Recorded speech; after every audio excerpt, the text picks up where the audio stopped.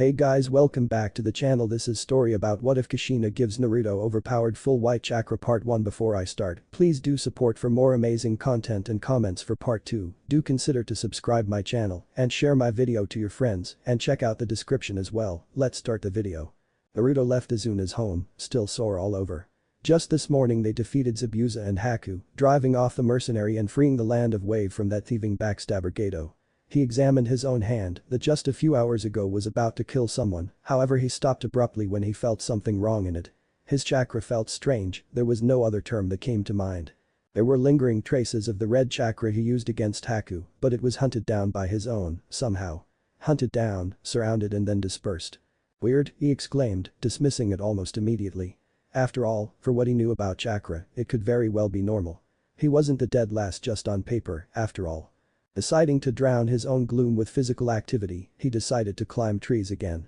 Even if he tied with the bastard just a couple days ago, he just had to show him off by saving him from a bad fall in front of Sakura-chan, damn him.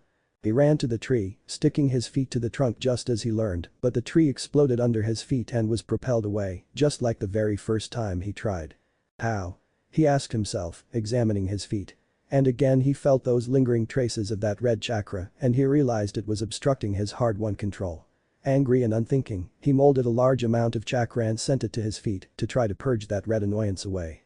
He succeeded a little too much, blasting away a good chunk of earth from under his feet and propelling himself a dozen meters off the ground. His fall was also much less than graceful, knocking his wind off, bringing stars in his vision, and laboring to get his breath back. He sat down on the ground, waiting for his head to clear and promising himself to be much more careful in the future when he noticed that the stars in his vision were not going away. Not only that, they were combining somehow in a sort of multicolored small flame. It was really pretty to watch. Naruto. He heard somewhere in his head. A female voice. An adult female voice with a hint of urgency. What? Who? He jumped on his feet and looked around, kunai ready in his hand. He was still a little woozy, but he could stand. Naruto, can you hear me? The voice sounded even more frantic now. He became very nervous. Who are you?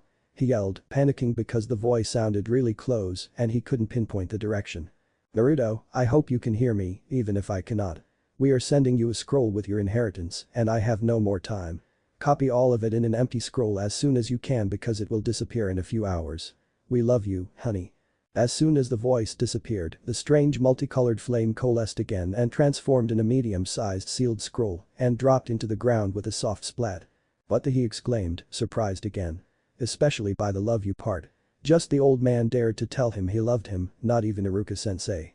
Well, he could understand Iruka-sensei not telling him that. Still wary, he approached the scroll cautiously and read the writing outside. Uzumaki Family Scroll Basic 1. His heart jumped in his throat reading that. Uzumaki Family Scroll.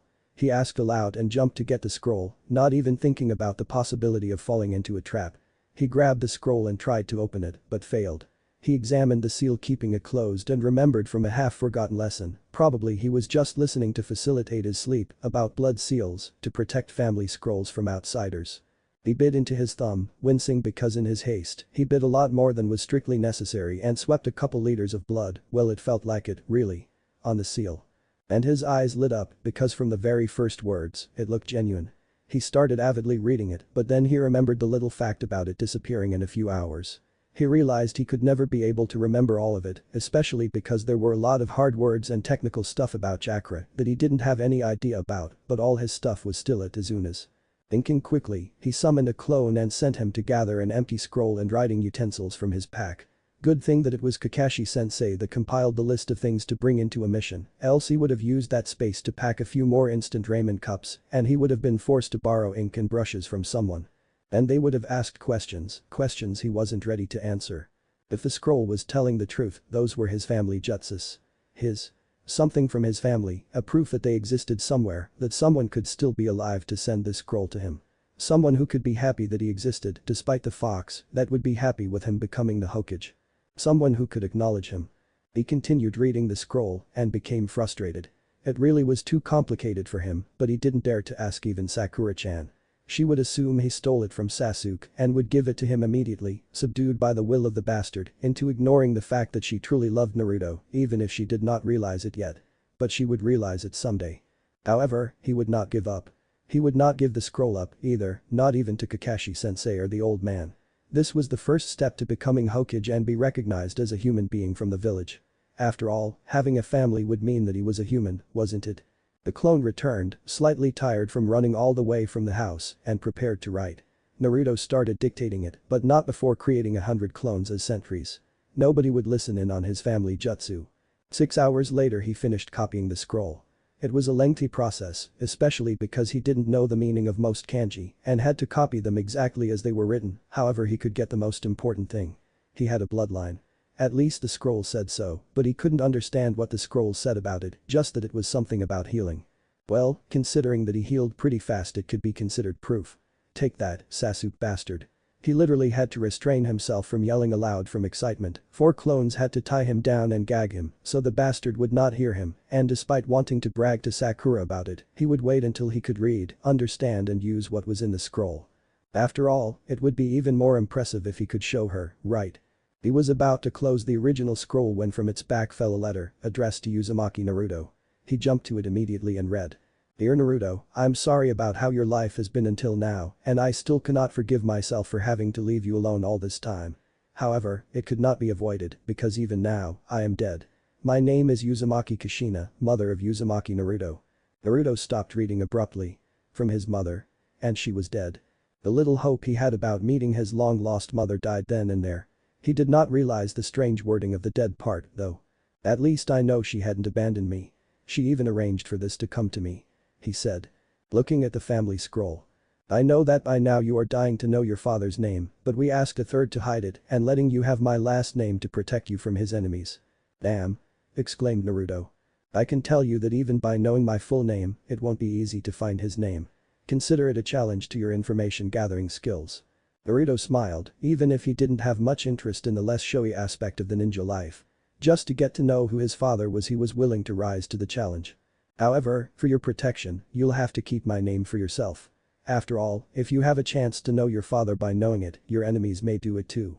Naruto nodded, thinking that his mother was really smart.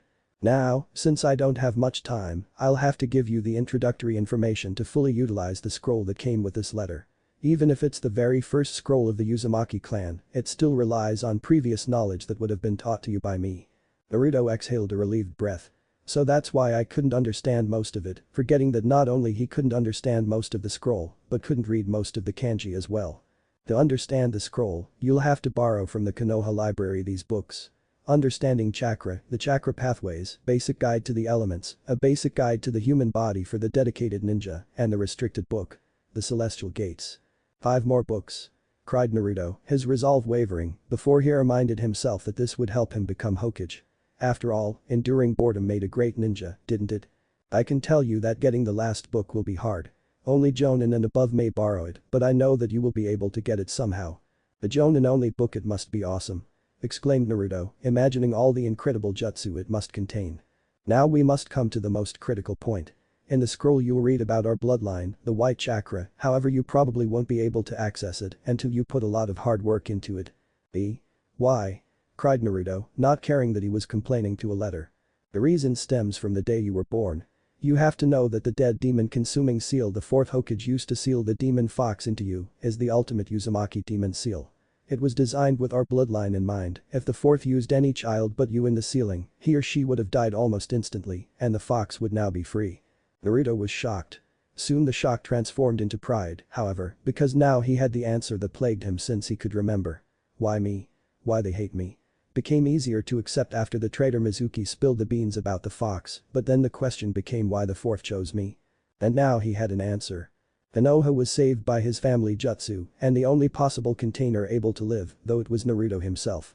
He could understand now why the 4th wanted him to be seen as the hero who saved the village. Even if they blatantly ignored that request. Eager to know more, he continued reading. Our bloodline normally makes our chakra so attuned to life that it destroys Yaki on contact, purifying it. However, the dead demon-consuming seal redirects that ability toward the seal to kill the imprisoned demon. While that seal is on you, your chakra is perfectly ordinary, as if you didn't possess our bloodline. Stupid fox. Yelled Naruto. Not only he kills everyone and probably my parents, but he also is stealing away my bloodline. However, the seal has a failsafe built in it. When you are injured, the seal will partially release its control, and both Yaki and white chakra would flow to the injury. While the Yaki does increase the damage to the area, your bloodline will both heal it and purify the Yaki. Unfortunately, it means that it is a rather painful process. I hope you can see it as a pain endurance training, because it was inevitable. Naruto's sweat dropped. He never noticed that his injuries hurt him more than other people. After all, it's hard to quantify pain to others. Another reason to hate the fox. The reason any other child would have died lies there. The seal forces your chakra and the demons to mingle. Yaki would easily infect the child and corrode his body, stopping the chakra that powers the seal and freeing the demon before the host died. With our bloodline, the reverse happens. Our white chakra purifies the Yaki that is slowly released from the demon in a controlled way, and with the scroll's help, you will be able to willingly force more of your chakra into the seal, slowly killing the beast. Another way is losing control of your emotions. When you are experiencing a strong anger, your instinct will take control of your bloodline from the seal, and the Yaki would flood your body, being consumed at an incredible pace by your white chakra that would work frantically to keep you alive. It is doubly dangerous because Yaki not only damages your body but influences the human mind as well, making you feral, a berserker. And remember that even with its enhanced strength and speed, a high-level Jonin would use your almost mindless state to run circles around you, and afterward, when you are calmed down, Yaki residual will linger for a couple days, temporarily worsening your chakra control. Naruto nodded, having noticed it on his skin a few hours ago. He still had an evil grin at the thought of killing the damn fox with his own hands, and in the meantime to be rewarded for it by having back his bloodline. The thought of having that task entrusted to him by the fourth himself was making him so happy he had rivers of tears on his cheeks, and his smile was threatening to split his face in half. To be trusted to do something of that magnitude eclipsed anything he could think of, except becoming Hokage himself, naturally. He almost exploded right then and there from happiness, resisting the urge of parade through wave, screaming his joy to the winds, only because he wanted to keep his secret. It took him half an hour to calm himself down enough to continue reading. Unfortunately, I'm almost out of time. If you want to know more, you'll have to summon a firefly as explained in the scroll. Really? He checked the scroll again. It must have been one of the unrecognizable kanji. I'll have to study, he cried in dismay. Farewell, my dear Naruto-chan. I hope you'll be happy from now on. With love. Uzumaki Kushina. Mom, I love you too, said Naruto, before deciding that he wanted a copy of this letter, too. A copy as faithful to the original as he could manage. Since it was almost dinner time, having skipped lunch in his excitement, he left to the clones this task, with the order of making a perfect copy of the letter, even if it took them all the night to do it. Walking to Tezuna's house, now, there was another problem. The original scroll had a blood seal on it, and he copied it faithfully, but he had no idea on how to activate the seal on the copy. He mentally added to check out a beginning book on seals from the library, as first priority. He could not let this scroll end up in the hand of Sasuke or an enemy without at least that protection. He summoned another clone to bring secretly both scrolls in his pack while he ate with his team. Obviously, as soon as he entered, he was greeted by a screaming Sakura. Where have you been, Naruto? Because you went away, I had to guard Tezuna while they finished the bridge instead of looking at Sasuke-kun. But Sakura-chan. It was only right, after all.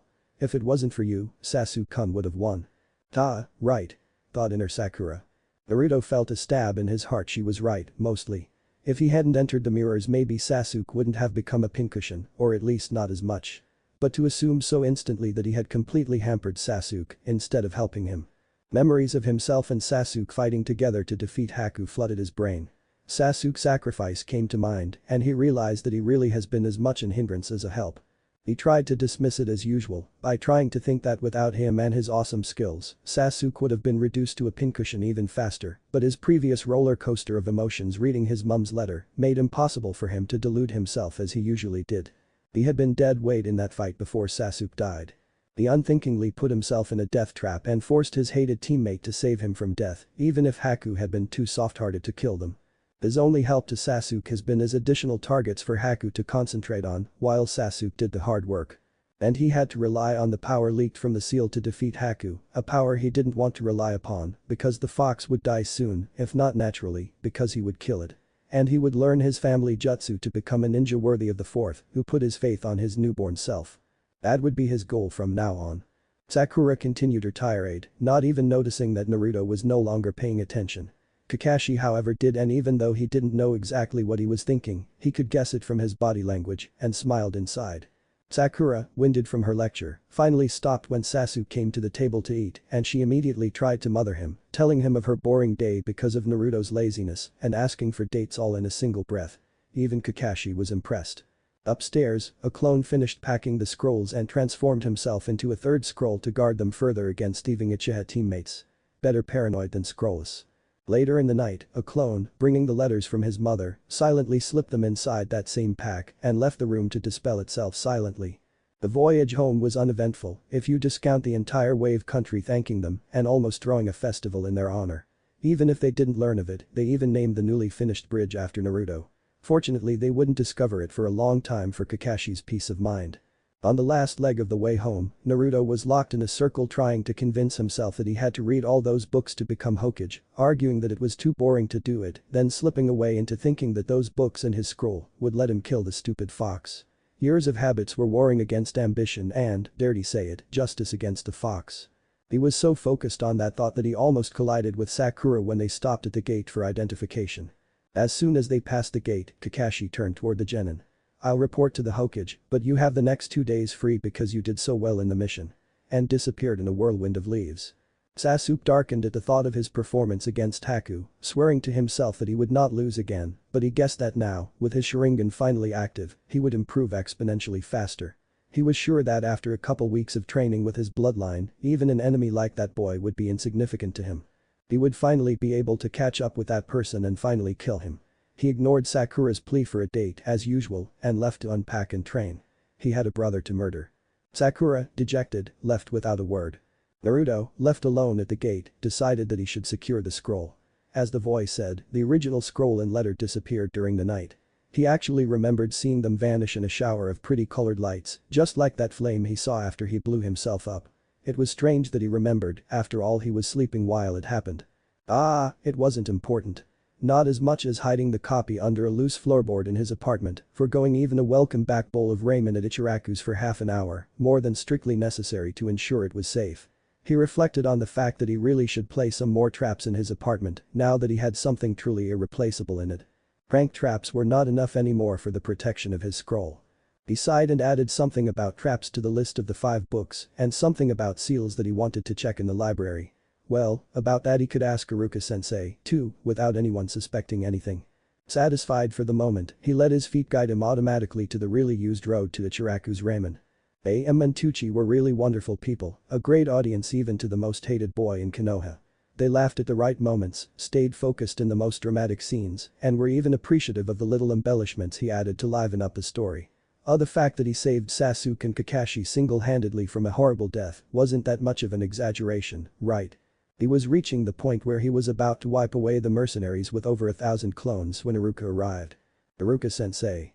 exclaimed Naruto, happy to see the Chunin instructor. "Hello Naruto. How was your first C-rank mission?" It was hard, sensei." The client lied," said Naruto in a small voice. Well, he didn't mind embellished stories for Ichiraku, Iruka-sensei preferred the truth. He learned very well that lesson during his stay in the academy. Lied and how much he lied, Naruto?" asked a worried Iruka. Since the boy looked happy, he guessed the mission was a success, so he wasn't too worried. Nonetheless. There was a really rich person who hired missing ninja to kill him.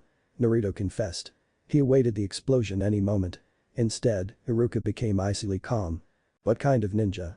"A couple Chunin, the demon brothers and Amamachizubis that Amanthite and mysteriously realized for Kendisidikick." Iruka became very pale. "An A-rank missing nin?" Naruto could only nod. Gucci took pity on the boy and told Iruka.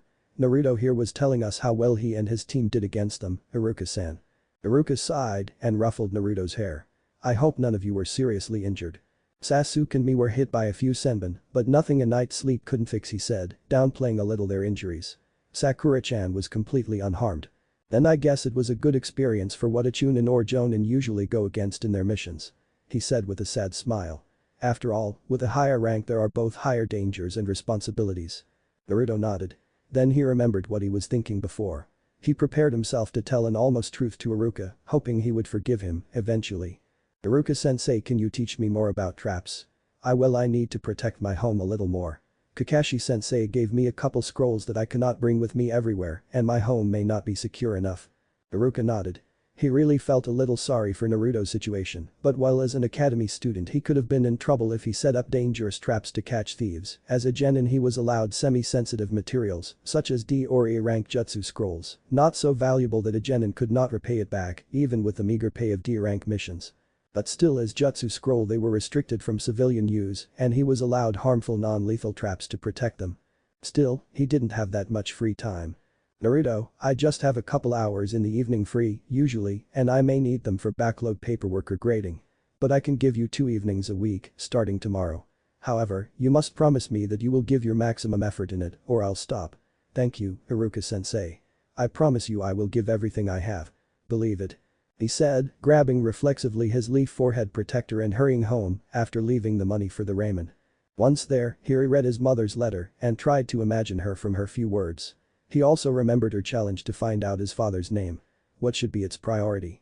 Well, first to protect the scroll and the letter so seals and traps he mused aloud, trying to not think about how much hard and boring material would be required for it.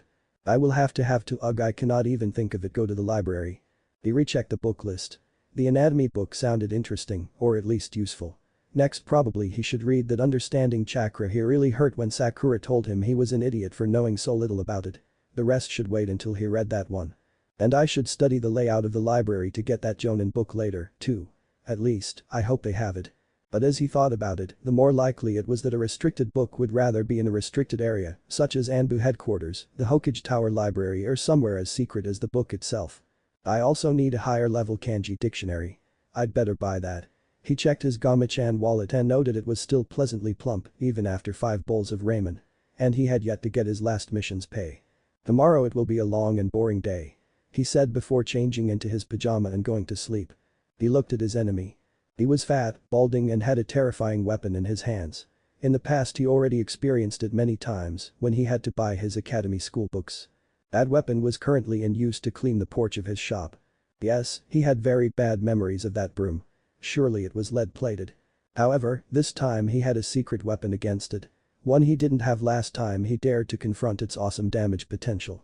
Well, now he could hinge. And he did so, entering as a random academy student and restraining himself from making faces at the man while he selected and bought a medium and advanced kanji dictionary. After all, better safe than sorry, right? After feeling overjoyed at outsmarting the evil shopkeeper, he decided to keep the transformation up for a while. He never got to try out his endurance with his new control after the tree climbing exercise, and it may be important in his next mission. To infiltrate Konoha Library. In the standard ninja mission ranking, for anyone native of Konoha who wasn't Naruto would have rated it somewhere near the letter K. Enemy ninja probably would rate it a C, since like Naruto guessed, there were no jutsu scroll or sensitive information in it. Naruto, instead, would rate a high B rank mission for it. The one time he tried to enter it, to borrow a school book the evil broom shopkeeper wouldn't let him buy, he had been sent away with extreme prejudice. And a hand on a kunai, ready to stab him. He didn't try again, until today. He tried to remember everything Iruka and his previous sensei told him about espionage missions when he entered the building. Having never been inside and since nobody ever explained to him how a library exactly worked, he nervously looked at a row of books, trying to look as if he was looking for a specific title, while simultaneously trying to spy on the few people already inside the building. They say that adrenaline sometimes lets the body do incredible things if stressed enough, and he surely demonstrated it, since he managed to keep under surveillance 7 different people without them noticing, an incredible feat for the clumsy overactive genin who lived by making himself seen his mission in life.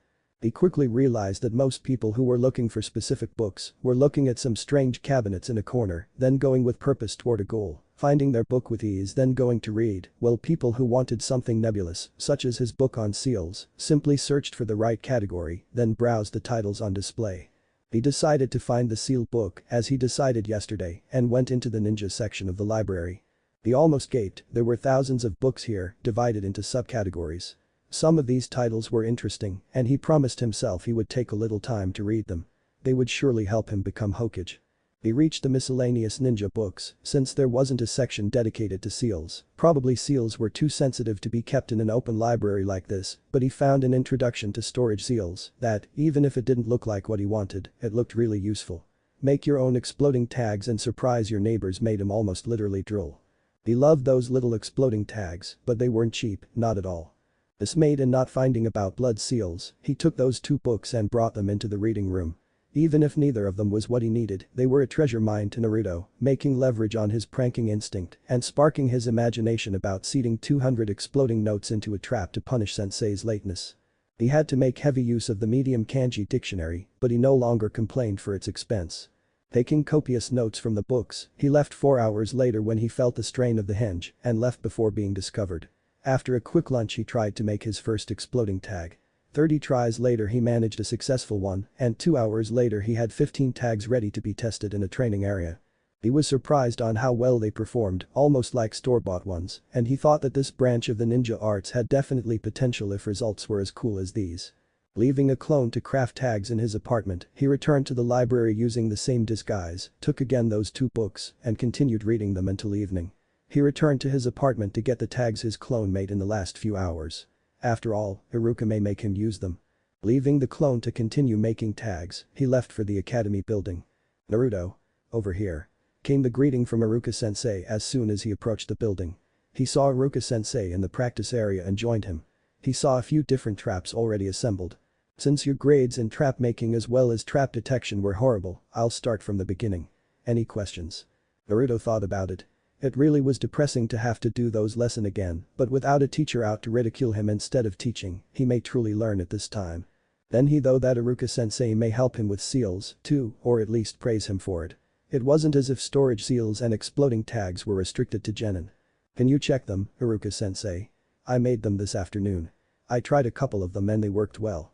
Naruto passed the small paper slips to Iruka, who examined them with a surprised and, he hoped, impressed expression. "These are good, Naruto. And I can see them getting better one after the other. I didn't know you were interested in seals. They are very useful in traps, you know, but at that level you should really ask your Jonin sensei. It's his responsibility to teach you genin level skills and above. If you manage to pass my course with good grades, I'll make a joint request to Kakashi-san." "Really?" asked Naruto, overjoyed on the thought of finally having something he could beat Sasuke at. Not that he admitted that even to himself. The next 2 hours were filled with the basics of trapping, and Naruto made incredible progress due to his extreme motivation. Iruka himself could not believe it. He managed to learn more in 2 hours than he did in half his last year at the academy. Was it all due to motivation?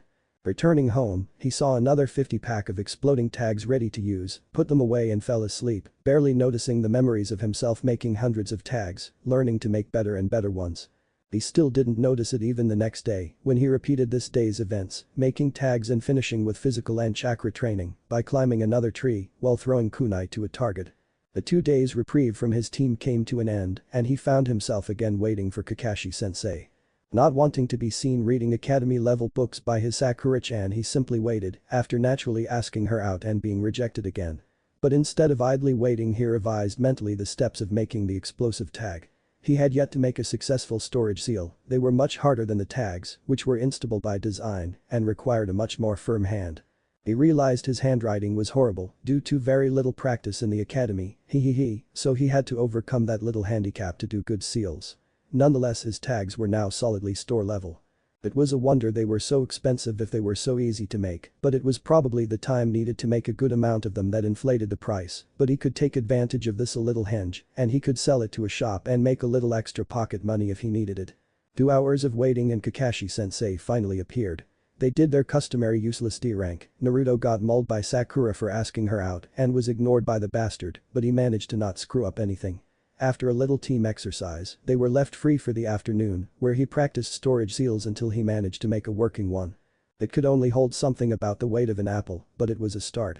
This evening he had his second appointment with Iruka-sensei and got another 2 hours of trap instruction, much harder than before and much faster than 2 days ago. Evidently Iruka realized his awesomeness, too. He showed him his first successful storage seal, and he complimented him for it.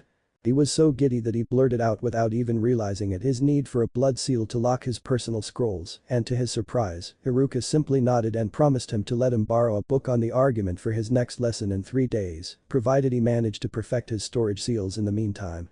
Naturally, he worked on it almost day and night, both to make Iruka proud and for the protection of his scroll that he had not dared to pull out of its hiding place since the first night and was waiting to be able to protect it at least with genin level traps and the blood seal.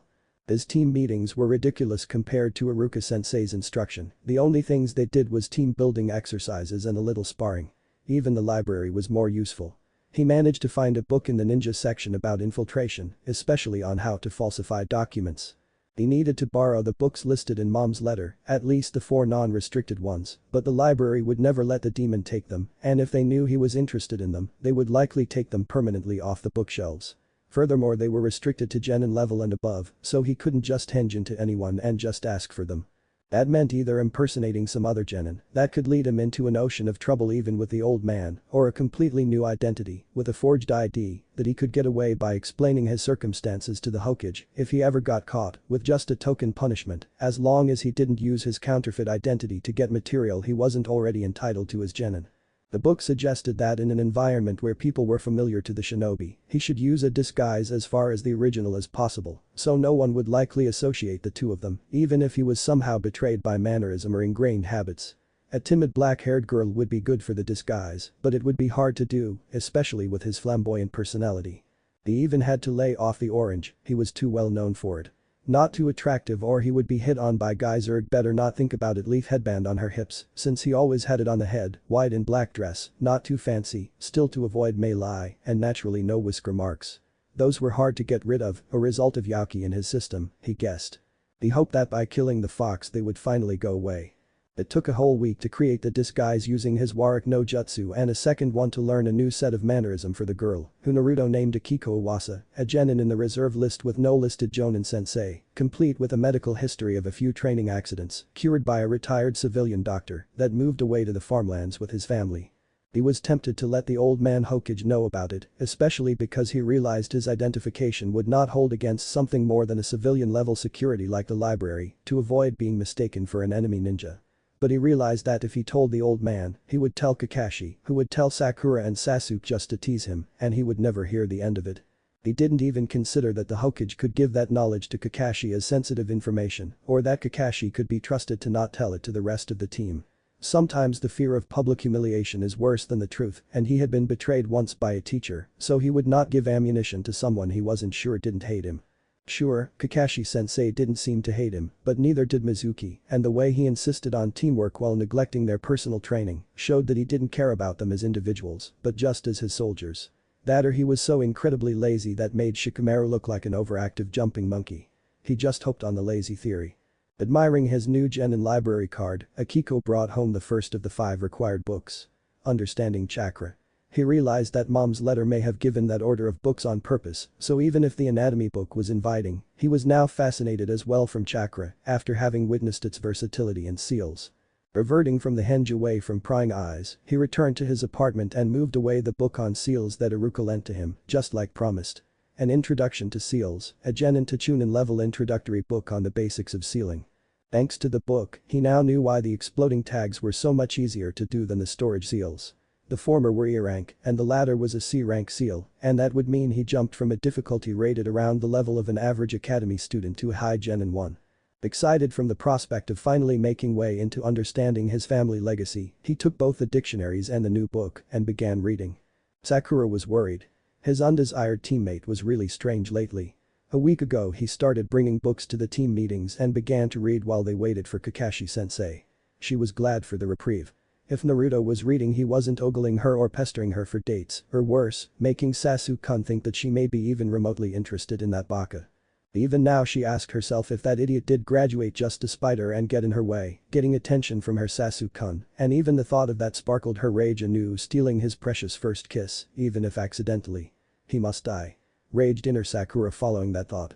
She again admired Sasuke, her hands coyly under her chin, making loving eyes on the dark-haired youth, hoping against hope that he finally realized his feelings for her and got away from his shyness to reciprocate her feelings. 2 hours and a half later, Sasuke still hadn't looked at her, Naruto was still immersed in his books, and her arms were hurting from her prolonged stay in that uncomfortable position. "Yo!" hailed Kakashi, as usual appearing in a swirl of leaves. "You are late," screamed Sakura, as usual, too. Ma, you see. Don't even start lying," interrupted Sakura, tired of hearing the same old lies. Kakashi seemed to fall into a deep depression. They left to get another D rank mission. Sakura thought that Sasuke's skill were being wasted by doing menial chores, that was Naruto's job, but not even her could do anything about it. After such an intensive mission step up in rank, for their level, there was a mandatory period of low-stress missions, unless it was wartime. But if those were low-stress missions in the Lord Hokage's mind, she couldn't fathom what high-stress missions were. That damn cat was more slippery than a soaked and buttered eel, those damn brats were a nightmare, and those dogs were bigger than her. She sometimes really wished to be as cool as her Sasu-kun, unflinching despite everything. But at least she wasn't as much dead weight as the dead last Naruto. From what she could see during the sparring matches they sometimes did after the missions, he hadn't progressed at all since Wave, at least not in comparison with his Sasu-kun. His Sharingan red eyes were so handsome and powerful, he creamed Naruto in even less time than usual in every match he used them. Inner Sakura completely agreed with her, Naruto was a lazy good-for-nothing, all he had for himself was an incredible stamina, but his lameness precluded his use even as a shield. Despite that, he still hadn't learned that, and he pestered her continuously for dates and disturbed his Sasu-kun. She'd better start working out a way to surreptitiously ask Kakashi-sensei to pawn him off to some other team and get someone useful that could work with them. And she obviously meant a boy that wouldn't pester her with dates and didn't annoy Sasu-kun just by existing. Thinking about his graduating schoolmates, she thought that only Aburame Shino would fit the bill. He was silent, strong and usually minded his own business. Swapping Naruto for Shino would both mean get rid of Naruto and send him to the dogs, almost literally since Shino's team is composed of Hyuga Hinata and Inuzuka Kiba. And she would gain a much better teammate from it. She decided.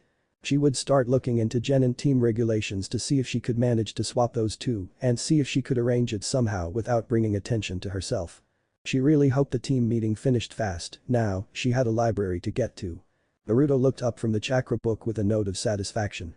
High on boring theoreticals, he still forced himself not only into reading the material, but in actually understand them, asking questions to Iruka-sensei when a passage was unclear and realizing how many halls were being filled in his academic education by that combined effort. In the book were also numerous simple chakra control exercises, some like little games, obviously thought out to teach to young children, but he mastered them all anyway. He now knew how chakra was produced, how to efficiently mold it, he had to correct a couple bad habits even there, how using hand seals was an incredibly efficient way of rapid molding chakra, but not an indispensable one when only 2 or 3 seals were required. In fact most academic jutsu can be used even by genin level ninja without hand seals with enough practice, and he wanted to be able to do it. He learned of the Sharingan and the Byakugan, especially the Sharingan's ability to both see chakra and memorize hand seals, making it dangerous to do them before Sasuke if he wanted to keep family jutsu safe from him. And Kakashi-sensei, too, but he usually used the forehead protector to keep it covered, so it wasn't as much an issue with him. He also learned of the possibility of shape and nature manipulation of chakra, but both were Jonin level skills and not included in the book. He would reread it a couple times and then Akiko would bring it back to the library, but now he returned to work on seals. He had a workable model of the blood seal and wanted to test it and then compare it to the unactivated one on the copy he made in the likeness of the original one. His own blood opened it fine, he already checked. But now he had to find a donor to try to open it. He thought about Iruka, but he would wait the 2 days before the next lesson to ask him. And he had an idea about it. It has been too easy, really. He even thought about infiltrating the Konoha hospital as a nurse or something just to make it harder, but didn't want to harm someone by accident if he was asked to heal someone or assist a medic nin. He never thought it would be so easy to find a pervert in this village, but considering Kakashi-sensei's behavior, it wasn't that hard to believe. He simply had to walk to the hot springs and use his Warrick no Jutsu before an old man with a kabuki makeup who was peeping on the women's side while giggling like a schoolgirl. He fountained so much blood that he drenched the scroll in it and still didn't open. The seal was a success, a pervert has been punished and in heaven, figuratively and almost literally, and he could finally complete the protection of his scroll. A successful day, after all. Damn brat, said Jiraiya, waking up later in a hospital bed. But even so this event inspired him into writing. Gerard was waiting in the hot water for his lovely Helen when suddenly he felt something.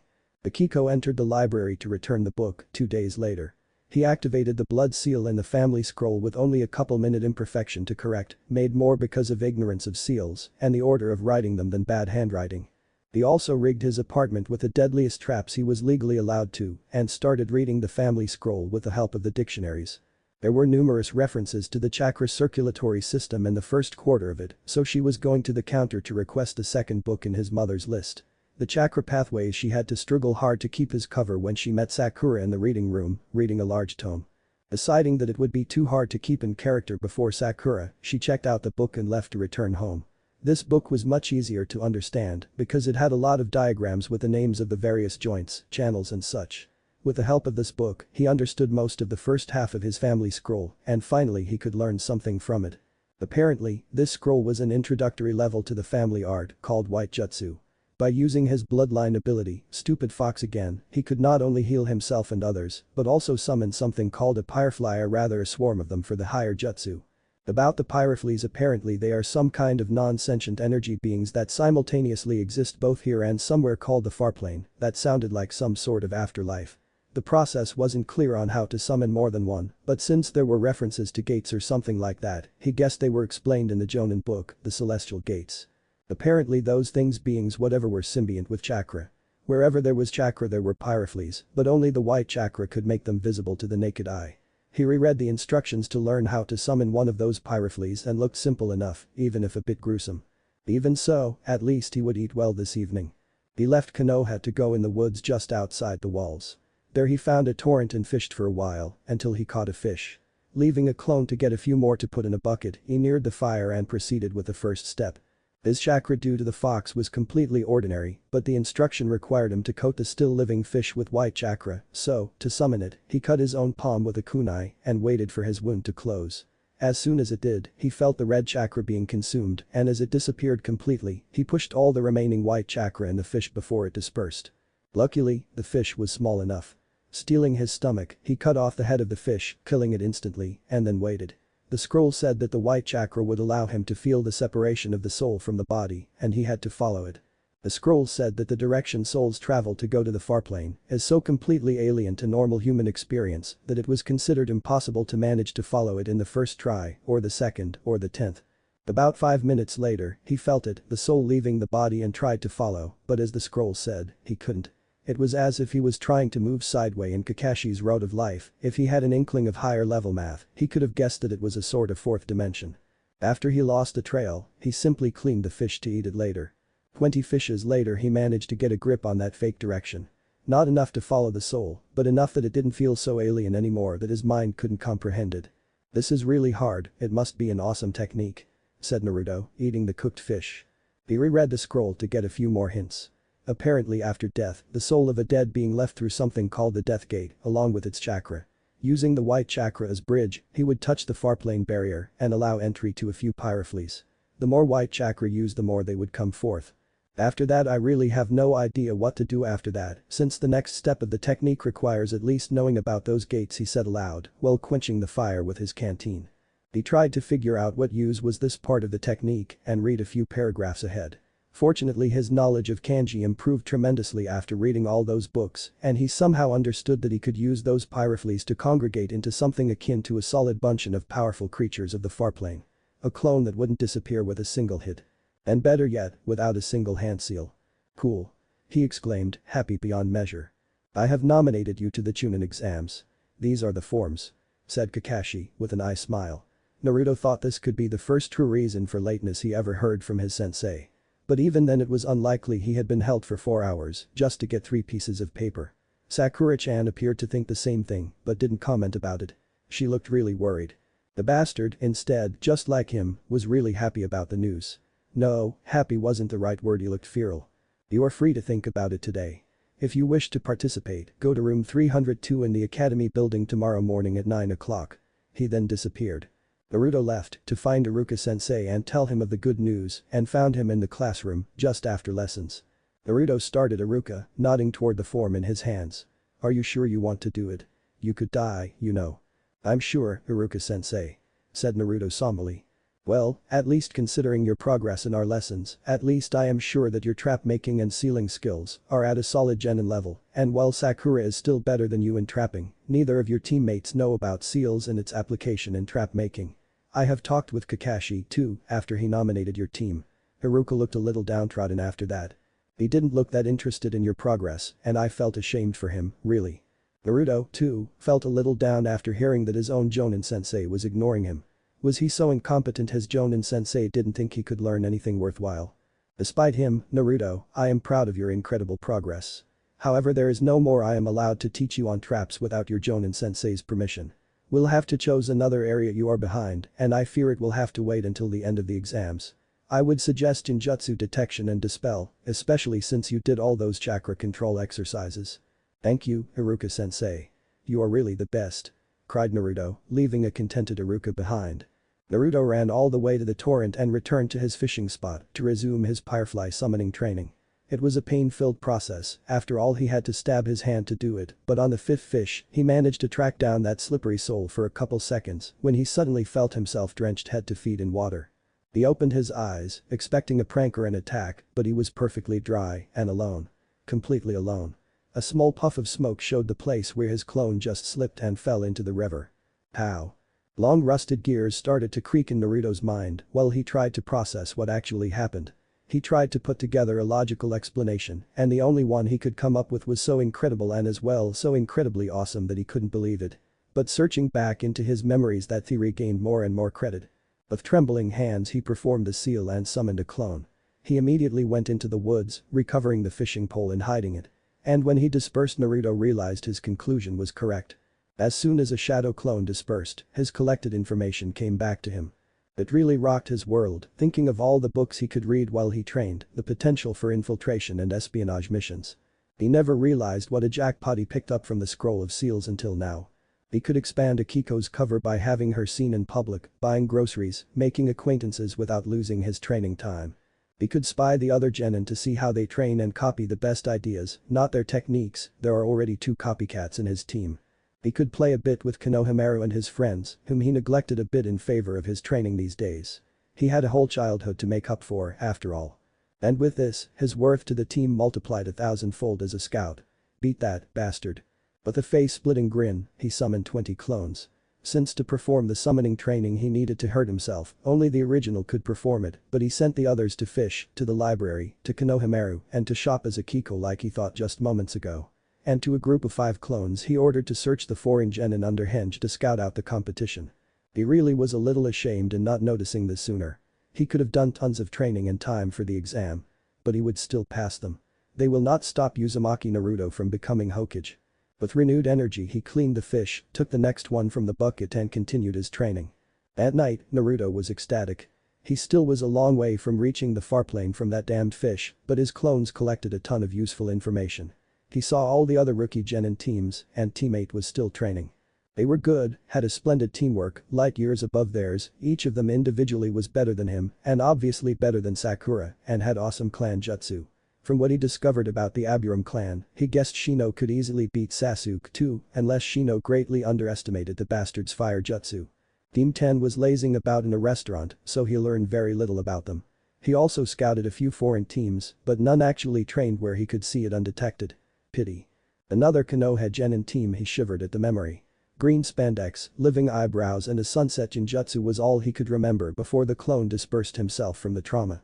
However, he saw that eyebrows kid train like mad before that traumatic experience. If they encountered that boy they would better avoid him.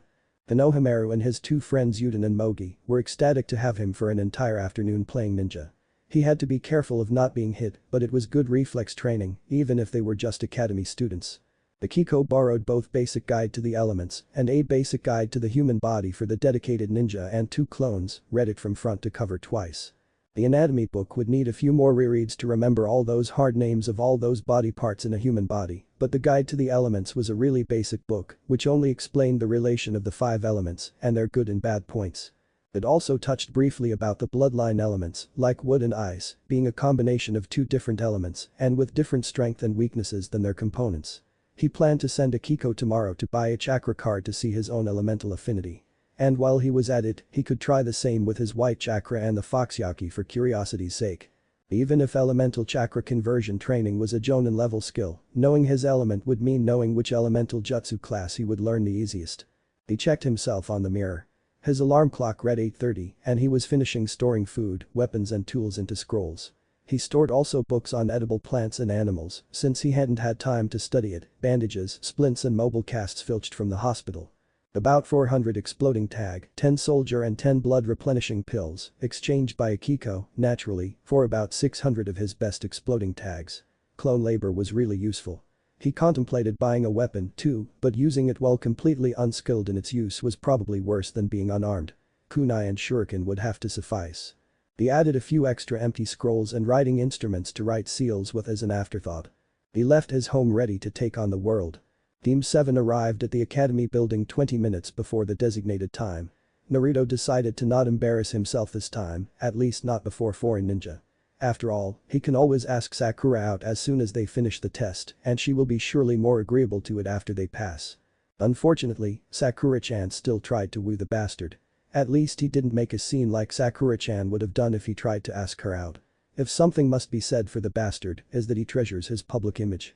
As a dark brute or sociopath, but an image nonetheless. Ah, well.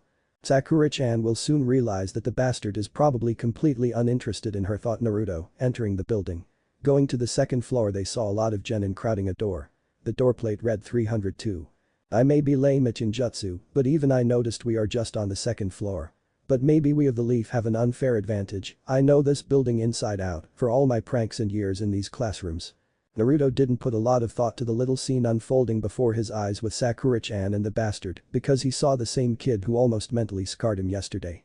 Trying to remove that image again from his memory, he followed his team upstairs.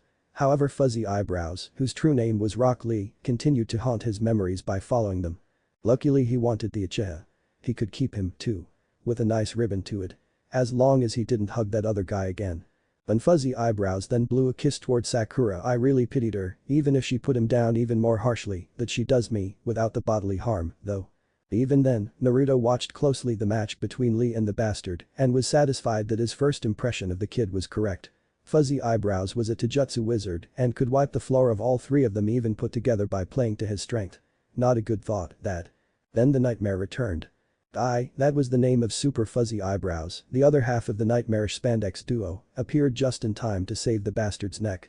They had the weirdest mentor-pupil relationship he ever thought possible. Sasuke and Sakura were aghast at the image, and for the first time since Wave even Naruto thought of his black-haired teammate with pity.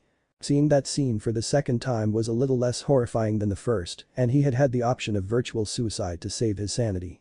Still of common silent accord, the best teamwork they ever demonstrated, each of them proceeded with their own method of memory suppression and agreed to never speak of it to anyone for as long as they lived. After passing Kakashi-sensei, Team 7 entered the exam room just to be ambushed. "Sasuke-kun," yelled a girl's voice, throwing herself at the target of her affection. "I missed you." "Be no pig.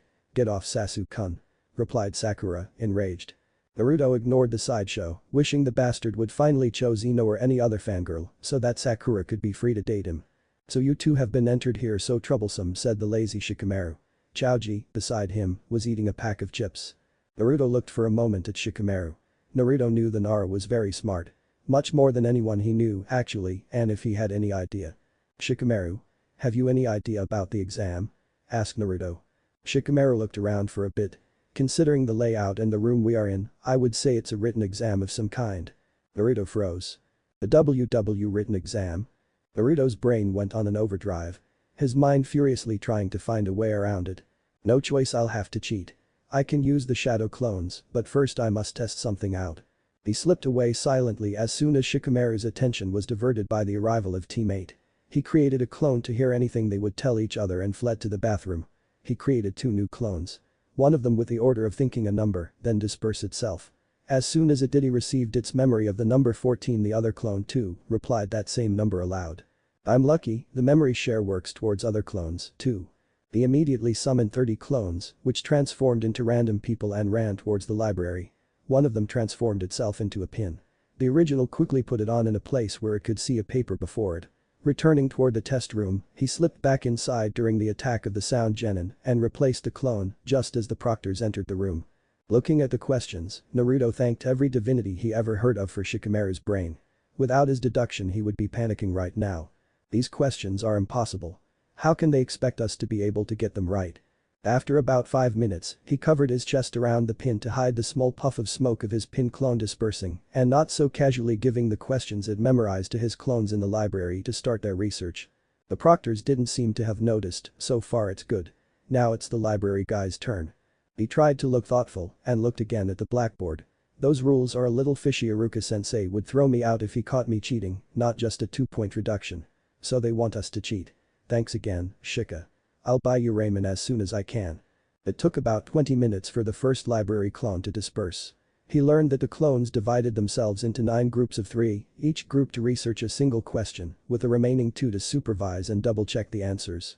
At the end of the 45 minutes, Naruto managed to get only 6 of the 9 answers, but it would be plenty to pass, considering who his teammates were. A few minutes later, Marino Ibiki, the head examiner, spoke up. Now it's time for the 10th question, but before hearing it, there are a couple extra rules about it. Murmuring was heard among the room. The first is a desperation rule. You'll have to decide whether or not to answer this question. A sand girl jumped out asking.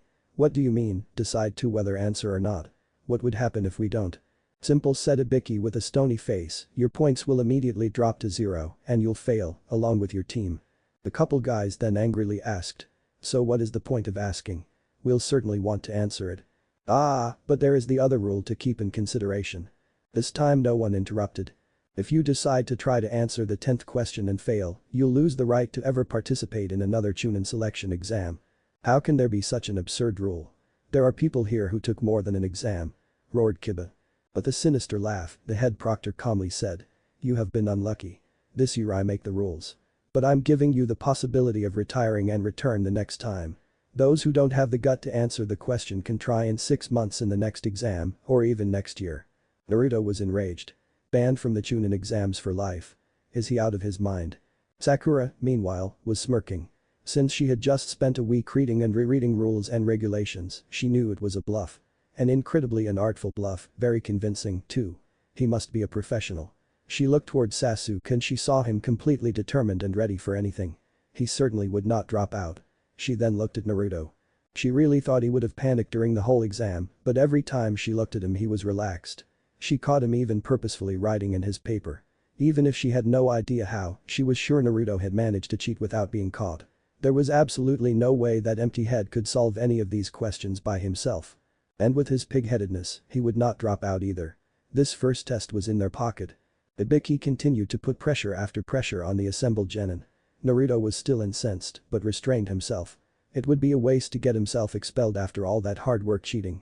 He even stopped Hinata, who was sitting right beside him, from giving up by looking in her eyes and letting her see his determination. She blushed from head to neck, but she managed to not faint. And not so casually forgot everything about retiring.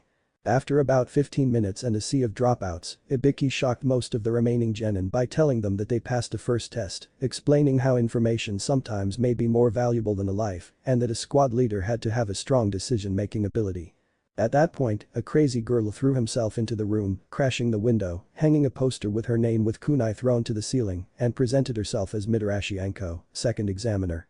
The first thing Sakura thought seeing her was that she was strongly reminded of Naruto. The hyper-examiner led the genin through Konoha, outside the walls, and finally to a forest enclosed in a high fence, with a lot of closed gates to bar easy access. Or probably escape of whatever was inside, due to the examiner's welcome speech presenting it as the forest of death. Naruto tried to pay attention to the scary examiner lady, really tried, but behind him, there was someone that felt somewhat wrong, but he had absolutely no idea how or why. He only knew that this insight came to him through those minute amounts of white chakra that still lingered after yesterday's training with the fish. He wished again for the death of that stupid fox so he could explore his heritage as it deserved. His distraction, however, cost him because the examiner singled him out and threw a kunai, grazing his cheek and then creepily licking his blood while telling him that guys like him were the first to die. And the guy who gave him the wrongness vibes held out a kunai with his tongue. A honest-to-God meter-long tongue. If that didn't deserve the freak waves he felt from the genin, nothing did. Still dazed, he accepted the form to sign and went with his teammates to collect their scroll. I'll keep it, said Sasuke, pocketing their heaven scroll while they walked toward the gate number 12. While they were alone, with just a Chunin examiner to bar the gate until the prescribed time, Sakura turned to Naruto. How did you cheat in the written exam? I know those questions were above you, but I've seen you write. Sasuke paid attention, too. After all, he too was curious about it. Yesterday I discovered a feature of the shadow clone jutsu that I had never noticed before. Started Naruto. When a shadow clone vanishes, whatever it learned gets back to the original. Not only that, just before the test I verified that the information goes to all the other still existing clones, too. How could you not know, dope? Didn't you read the forbidden scroll to learn it? Asked Sasuke, envious of the fact that even for a little, he has been allowed to read such a collection of powerful jutsu. I didn't have that much time to read it, he said, trying to cover the fact that at the time he couldn't read most of the kanji, making up the finer explanations. I thought I had very little time, so I just read how to perform it and practiced. I think Kakashi-sensei assumed I read it too, because he never told me about it, and before Wave I only used that technique in battle. Sakura at that point asked. And after wave. Naruto sighed and pulled out his explosive tags and scrolls. Even if it pained to share the result of his hard work with the bastard, his survival in this exam relied too much on teamwork. I found a couple books on sealing and I asked Iruka-sensei for help. I used clones as additional manpower to make a few hundreds of exploding tags while I trained. I made about 1,000 of these babies, but I swapped most of them at a ninja supply store for these. He distributed 3 soldier pills and 3 blood replenishing pills to each of his teammates, as well as about 100 tags. In this scroll, pointing the side of his backpack, I have sealed a few first aid material. Bandages, mobile casts and a couple generic use medicines. I had very little of it, but I thought it could be handy. This other scroll, instead has a few camping supplies. No tent, unfortunately, it's too heavy and bulky for the current level of my storage seals, but I have taken my bed sheets to build a makeshift one if needed. This last one has a few dozen of my extra kunai to build traps with. They are not blood-coated, just use a drip of chakra on the seal and it will release the content. Sakura was actually impressed, but tried to not show it, else the blondes start asking for dates. Sasuke instead was glad that for once the dope was not being dead weight, actually learned something that could be of use to him, but that he wouldn't personally bother with, and if what he said about the clones was true, then he could use him to scout ahead. Avoid traps and ambushes and conserve chakra for worthy fights. Sakura then asked. About the first exam, trying to return to the original topic. Ah, yes. I asked Shikamaru what he thought the first exam would be, and he correctly guessed it being a paper test. Since I know I suck at them, I planned on cheating from the beginning. Sakura palmed her face. Of all the things Naruto managed to do exactly what the examiners wanted him to, just because he already knew he would fail any kind of paper test. I created a couple dozen of clones, had one henge into a pin that I fixed on my clothes, sent the others henged as random people to the library and awaited the test. After a few minutes to await for my pin clone to memorize the question, I hid it and let it disperse covering the smoke and noise. Since it would have been the only sign of me cheating in the whole exam, it was worth the eventual 2 points, but none of the proctors wrote anything around that moment, so I guess it went unnoticed. And at the library your clones got the question, but how did you get the answers? Surely you couldn't ask the people in there? Asked Sakura. The shadow clone is a really good copy of me, Sakura-chan. It copies my memories, mind and personality. In practice I had 3 copies of me to each question, giving me something like 2 hours to get each answer right, with complete access to research material. Even then, I only got 6 of them, they were really hard. Sakura again was impressed with the fact that he even managed to get one of those questions in 2 hours, consulting materials or not. She clearly underestimated, a little, his intelligence. Sasuke instead was forming a new plan for this exam. With the dobe able to create an army of cannon fodder, he could be free to challenge the good fighters to prove himself. He pocketed the exploding tags after a brief check and he noted that they looked good. He was no expert on seals, but having seen hundreds of these tags in his training, he knew how to distinguish a good one from a failure or a dud. All of these were rather good, no wonder the shopkeeper has been willing to trade them for the pills. The dobe was becoming really interesting. Perhaps, unlike the fangirl, he could be eventually trained to become a worthy rival to push himself to an even higher level. He suppressed a sigh, since it would have to wait until the end of the exam. He could still hope the last part consisted in individual matches, though. Alright, change of plans. Naruto, you said you learned seals. Do you have a spare scroll? Naruto took out his writing implements and a blank scroll. Sasuke immediately started to copy the appearance of the heaven scroll in the empty one and gave the completed fake one to Sakura, checking it with the help of his Sharingan. It was a perfect copy, if you cannot see chakra, naturally. Naruto smirked, thinking of it as the first prank he had ever seen performed by the Uchiha. Pass it here, Sakura. I have a little addition in mind. Said Naruto, unsealing about 40 kunai from his scrolls. Don't ruin it, dope, said Sasuke, but he wasn't too worried. Naruto made a face to Sasuke, but as soon as he received the scroll, he became serious and began writing a complex array of seals on the interior of the fake heaven scroll, then a small quick one on each of the 40 kunai. Finally he placed them over the scroll seal, then gathered a little bit of chakra in a precise order in the seal, and the multi-purpose ninja knives vanished in a small cloud of smoke. Now it's a little surprise packet. It primes like an explosive tag, even when closed, and it will explode exactly 4 seconds later, throwing all 40 kunai in all directions for added range damage. It's a C-rank trap seal, and he gave Sakura the scroll back. It will make no fire or smoke when active, so be careful. And remember. If we are ever pressed to release a scroll, give them that. He said to Sakura with a smirk. Sakura nodded and Sasuke smirked. Sasuke then turned to Naruto. Can we seal a where scroll? Looking at his storage scrolls. Naruto tiredly shook his head. No, it's above my level to seal something that itself contains seals, and we cannot open it to verify if there are any inside. Sasuke accepted it and pocketed the True Heaven scroll.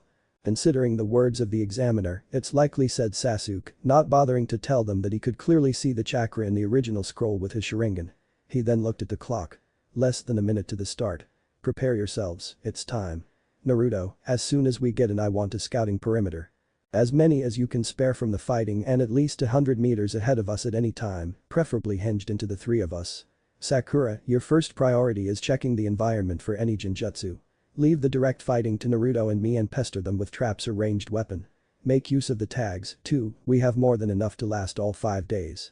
Sasuke felt satisfied that his teammates nodded and obeyed his orders, while the Chunin at the gate opened it and let them inside. Naruto raised his hand abruptly. There is a single rain nin that is following one of the decoy squads in that direction. He pointed on their left, I've not seen his teammates. I have no idea if he has the scroll or not. Sasuke nodded. Let's get him, we can trade him for the scroll if he hasn't one. Sakura was a little apprehensive at fighting another ninja, but it was imperative to get that second scroll or they would fail. She hardened her resolve and nodded, then they followed Naruto toward the decoys. The fake group stopped to apparently discuss how to reach the tower, while the true Team 7 positioned to do a counter-ambush to the lone nin. As Naruto said, they couldn't see his scroll, but he had plenty of covered area to hide it. Activating his Sharingan, Sasuke threw a score of shuriken-delivered wires to tie the ninja to the tree he was currently spying from, catching him completely by surprise. The decoy smirked and left the area to search for the prisoner's teammates. Sasuke quickly searched the genin and found the scroll. Unfortunately, it was another heaven scroll.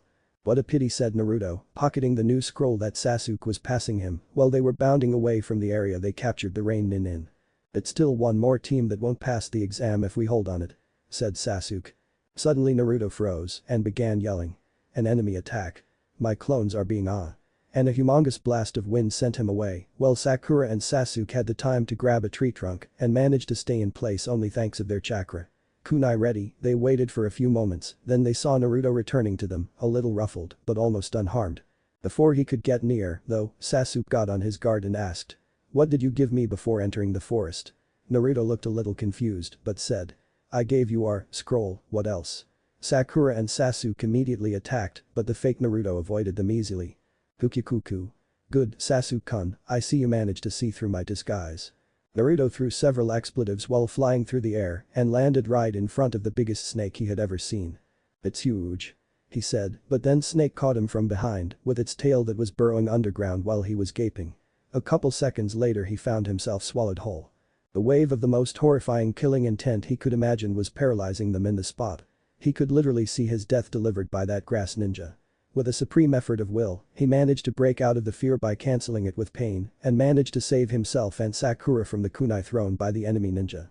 Sakura tried to ask him if he was alright, but Sasuke stopped her before she could speak up. It has been a long time from the last time he has been so scared since his brother. And to even taunt them, he or she swallowed the earth scroll in its possession. They had no choice but to escape. That freak was too damn strong. Blasting out from the snake with the creative use of the shadow clones, Naruto ran in the direction the blast of wind came from until he saw Sasuke and Sakura stalked by the creepy tongue guy that felt weird before the start of the exam. Only he was slithering around a tree branch like a snake. Talk about creepy. Creating 5 clones and ordering them to provide cover fire, he threw a bundle of projectiles on the path of the ninja before reaching his teammates. Sasuke was still shaken and yelled to Naruto. Naruto, you must flee. There is an abyss between him and us. The grass ninja laughed with the creepiest laugh he ever heard. Hukikuku. Good, Sasuke-kun, you are learning a prey must try to flee from the predator.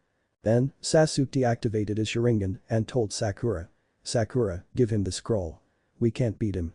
Sakura, despite knowing which scroll he was talking about, yelled. But, Sasuke-kun. Sasuke had no idea if Sakura was simply acting or not. In his panic to escape, he simply grabbed the trap scroll, primed it quickly, and threw it to the grass nin. Hukikuku. I see, you offer another prey to the predator in the hope it will find it more alluring. He caught the scroll in one hand, smiling.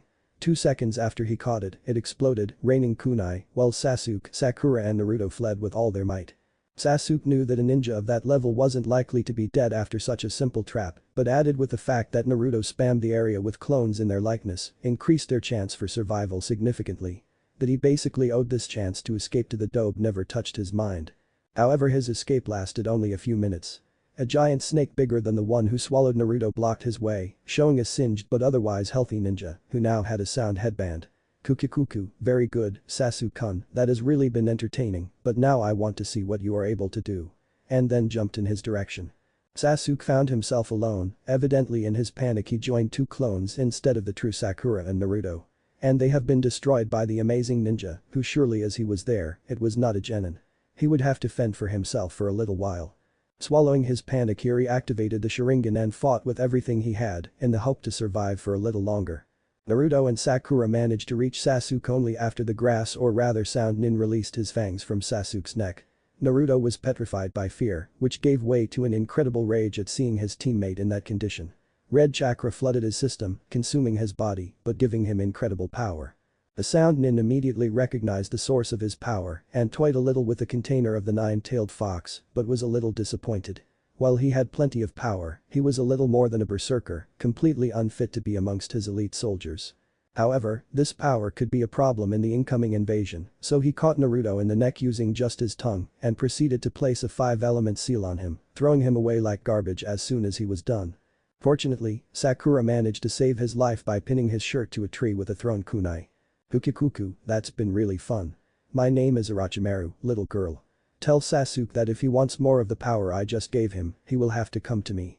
He vanished in the ground after that and Sakura was feeling out of her depth. Quickly checking the status of his two teammates, he realized that while Naruto had no visible injuries despite having seen him get a through beating, Sasuke was feverish and something black was forming in his neck, some kind of seal. Remembering Naruto medical and camping supplies, she quickly found a hiding place and built an emergency refuge. The first aid supplies in the scroll were very few, but at least there were a couple medicines to lower a fever. Realizing that this would be a very long day, she prepared to stand guard as long as it was needed. Gathering all their weapons, including Naruto remaining extra kunai, she began rigging trap after trap. Naruto awoke in a sewer. It was probably the strangest place he awoke, ever. "Hello, Naruto-chan," said a feminine voice. He recognized it. It was that mysterious voice. The one that gave him his family scroll. He looked around, frantically, until his eyes fixed on that strange ball of multicolored light, just like in Wave. What are you?" he asked the flame. "What you are looking at is a firefly. I'm simply using it to communicate with you, Naruto-chan." "Ah, so this is a firefly?" he asked, curious. He admired it again, it was surely pretty to watch. He guessed it got the name Firefly because it looked like a flaming firefly with a multicolored flame, at least. "You still haven't realized it, right?" What?" As the scroll said, pyreflies exist simultaneously both on the physical plane and the far plane, the land of the dead. So, someone with our bloodline can use a firefly to communicate from and to the far plane. The horrible suspect flooded his mind. "Are you?" "Yes, you finally seem to have got it, Naruto-chan. I am Uzumaki Kushina and I was your mother." "Mom," he said, not able to keep his eyes from watering. "I'm really sorry, Naruto-chan. Your father is, too, for leaving you all alone all this time. However, I think you know who we have to thank for our separation." "And can I talk to him, too?" asked Naruto, forgetting the little detail that he still had to discover his identity. "I'm sorry, Naruto-chan. Only someone with the white chakra bloodline can communicate through pyreflies. I can relay messages, though, but he will know everything we talked about as soon as we finish." "But I thought the fox was blocking my bloodline." "He is. Remember what happened to you while you were awake?" He remembered the battle with the tongue-free Kaa, the Yauki. "My body is currently purging the Yauki, isn't it?"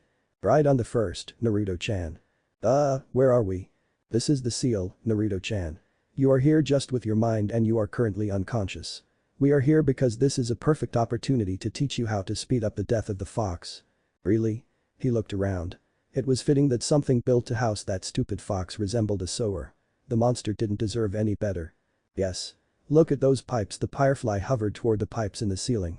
"The white ones are your chakra, full of the power of your bloodline. The red ones come from the fox. Come with me and we'll see their origin." Following the firefly, they quickly reached an immense room. Within it they could see a likewise enormous prison kept closed by a slip of paper with the word seal on it. On the other side, there was a giant fox. Its fur was flaking and diseased looking and had just 3 tails left. It was unconscious, too. "So, now it is the Sanbi no Kitsune," Naruto said, with a smirk. "Well, you could call it that," said Kushina and Naruto could imagine her smile. "However, let's not disturb it. If it rouses up it could become unpleasant." Let's go to the really important place. Naruto followed the firefly again, following the pipes in the ceiling until he reached another big room. This room had what looked like a house heating system. The two pipes converged into a big something black and a blue pipe left toward the darkness. Each pipe had a valve of some kind, and the black box had a few control levers and dials. This is the place where the seal mixes Yaki with white chakra. The seal was supposed to be under maintenance at least once every 2 years to accommodate your increased chakra capacity. Unfortunately, no one living knows that the efficiency of the seal could deteriorate with time. The firefly hovered around, showing him each control, lever or dial as she named them. This is the place that has just been sealed thanks to your opponent, said Kushina, hovering over a paper labeled 5-element seal over a red button named emergency. Sealed. That tongue freak put another seal on me. Yes, Naruto-chan. This is the adrenaline safety feature that allows a controlled burst of Yaki to flow into your body if you perceive a deadly danger. You'll degenerate into a berserker, but you'll be much stronger, just like I wrote in the letter. Evidently your enemy was a very powerful ninja. I'll say now, what do these do? Indicating all the controls. The valves on the pipes regulate the amount of the relevant chakra allowed in the mixing chamber. This one, instead, the amount of Yaki released on your system. I strongly suggest to leave that one alone unless you want to have more foxy accessories than the whisker marks. Those extra accessories would still disappear, but in a few years, after the death of the fox. Its original design made it so that the default Yaki absorption rate was in the safe side of the limit between temporary alteration to the vessel and semi-permanent ones. Temporary alteration would reverse in a few weeks after the final death of the prisoner. Semi-permanent ones would require years to reverse. And if you really exaggerate, you may end up with completely permanent alterations. You would still be human because they would all be purely cosmetic changes, even if you gained claws or similar things, but no one would believe you without extensive medical exams. Naruto shivered at the idea of being a medical lab specimen for the curiosity of some doctor. Now, what you should do is to use this dial to keep a rate of white chakra to Yaki around the 1.5 value. Naruto looked at the current setting. It currently read 0.205. What the? Yes, it was a good setting for a newborn, having little chakra and needing most of it to grow up. But I'm no longer a newborn. Right.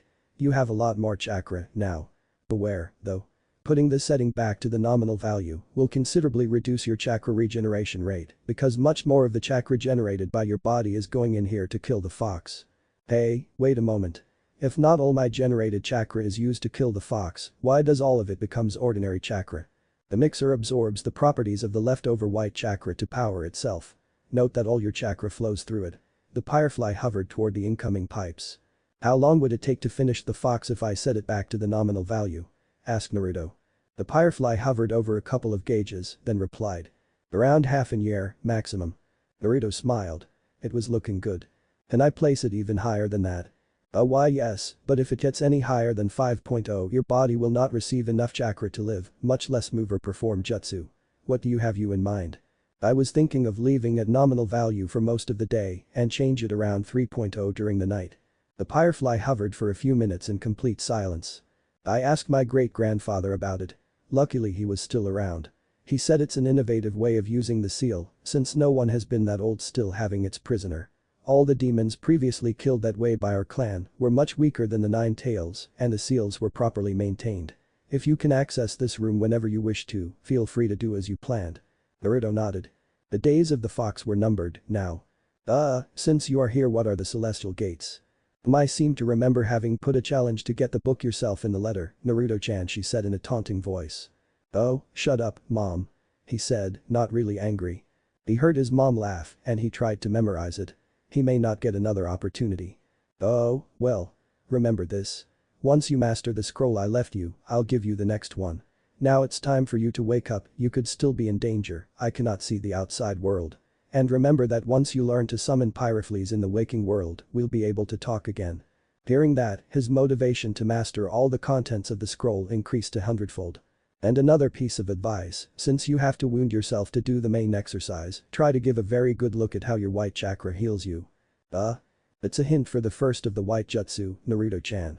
Naruto smiled. Now go. And goodbye, Naruto-chan. Goodbye, mom. He turned around and ran toward the exit. And awoke to the scene of Team Guy and Team 10 leaving the area, wondering for a minute why did it look like a war zone, all riddled with still smoking craters and riddled with kunai. Then he remembered all the exploding tags he gave them. Sasuke and Sakura were looking around and Sakura had an earth scroll in her hand. He checked himself and found the Rain Team Heaven scroll still in its place. All they had to do was to reach the tower. Piece of cake. Okay, maybe it wasn't that simple. Sasuke had gotten strange, he kept feeling weak at random moments, and Sakura could not keep her eyes off him. He could swear she slept with her eyes open and fixed on him in her first 12 hours of rest. Well, maybe it was a bit of an exaggeration, but surely she was smothering him. His newly reduced chakra regeneration could be felt when he used the shadow clones, but it was tolerable. He still had the soldier pills if things got dicey. He managed to get back to the seal whenever he wished by meditating, similar to how he searched for the farplane, so he started the fox extermination regime he told his mother. Away from the eyes of his team, he also practiced the fish killing exercise, with 2 fish at once, to do it faster. Naturally he killed them at different times. Now he regularly managed to follow those fish for about 10 seconds. Apparently not enough, yet. After 2 days of Sasuke and Naruto being unconscious and another 2 to let Sakura and Sasuke recover, they were on their last day to get to the tower. He had already seeded the area with clones to find a safe route when he suddenly groaned.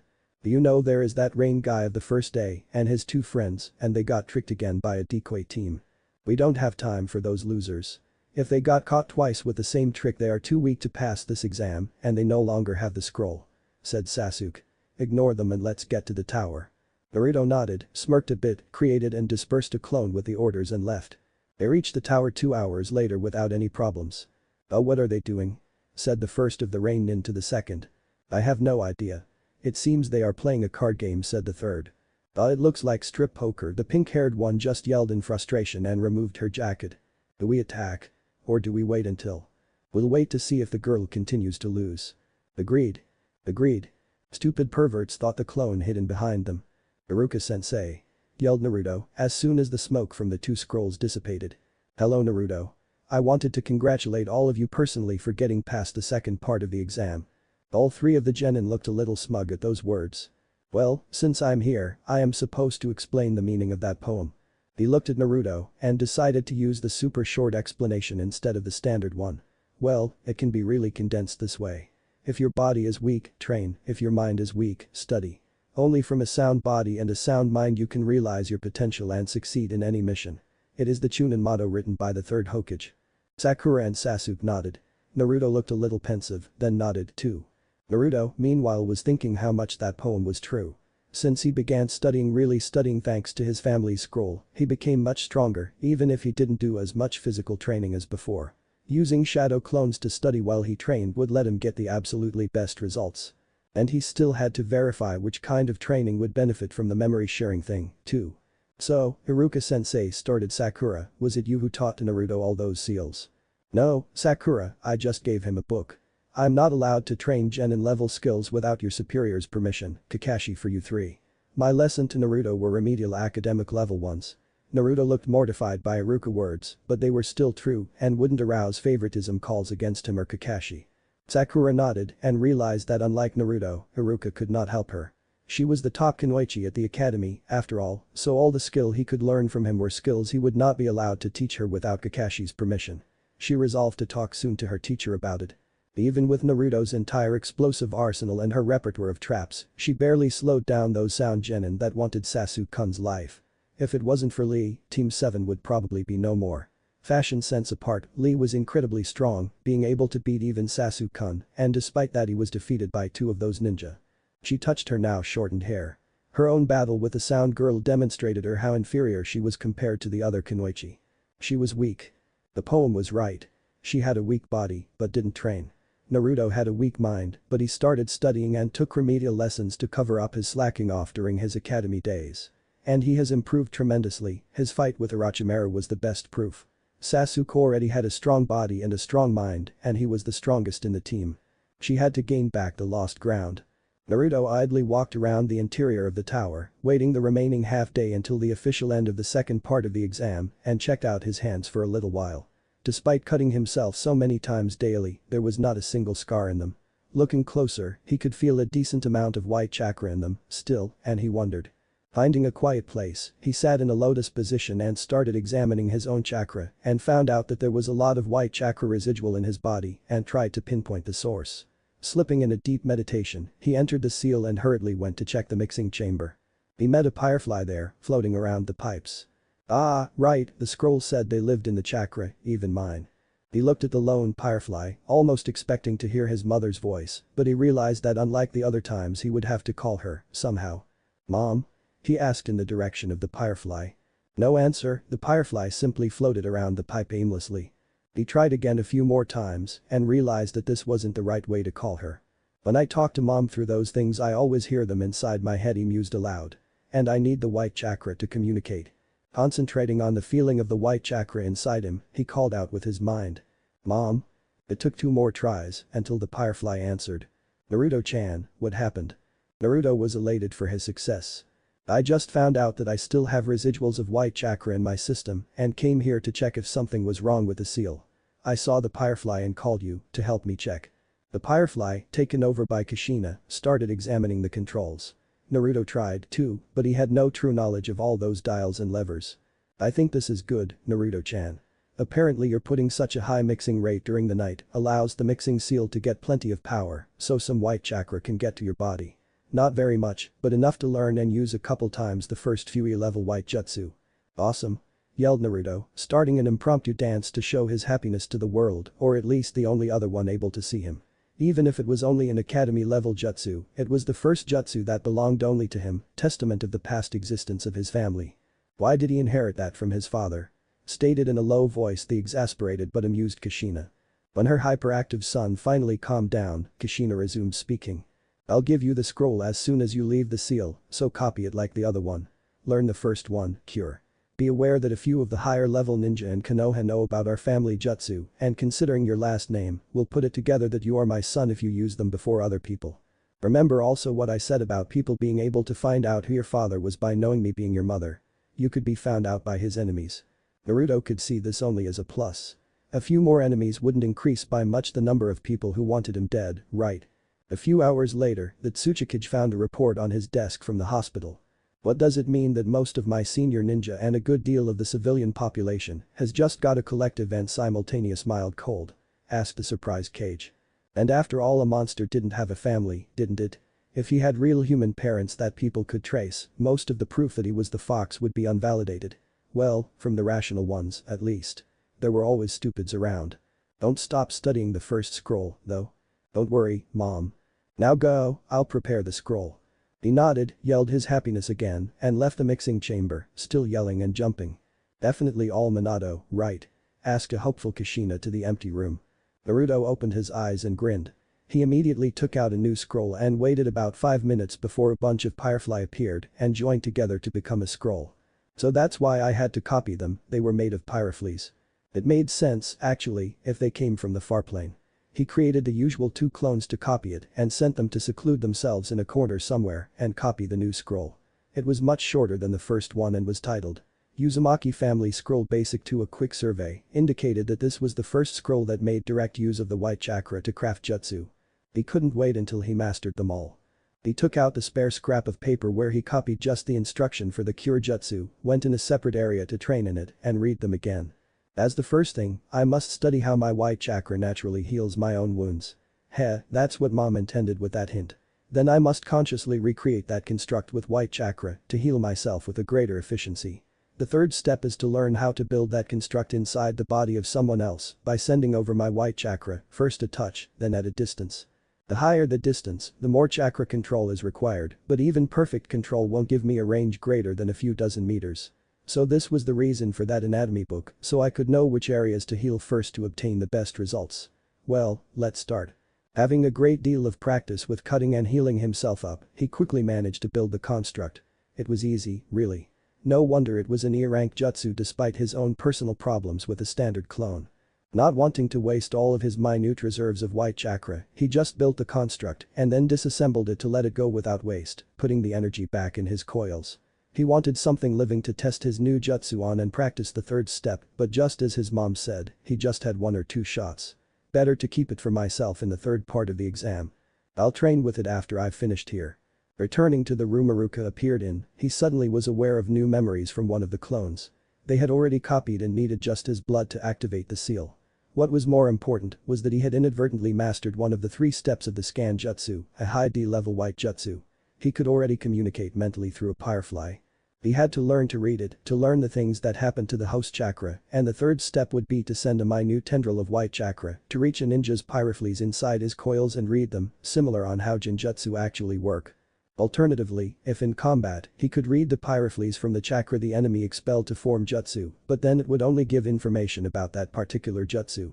Reading a pyrefly would give an enormous deal of knowledge about the chakra that particular pyrefly lived in, and the scroll said that I could easily learn the strength level of a ninja, what his favorite jutsu do in a very generic sense, his true name, naturally if the host knew of it, and elemental alignment.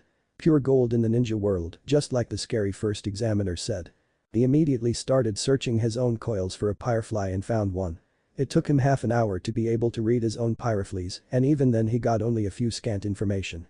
His name, Uzumaki Naruto, he really hoped to find his father's last name, his elemental affinity, wind, good to know, one less chakra paper to buy, his favorite jutsu, naturally the shadow clone, but this one may become as frequently used and a gauge of his chakra level, control and his proficiency in the tree ninja arts, but since it was only a sensation.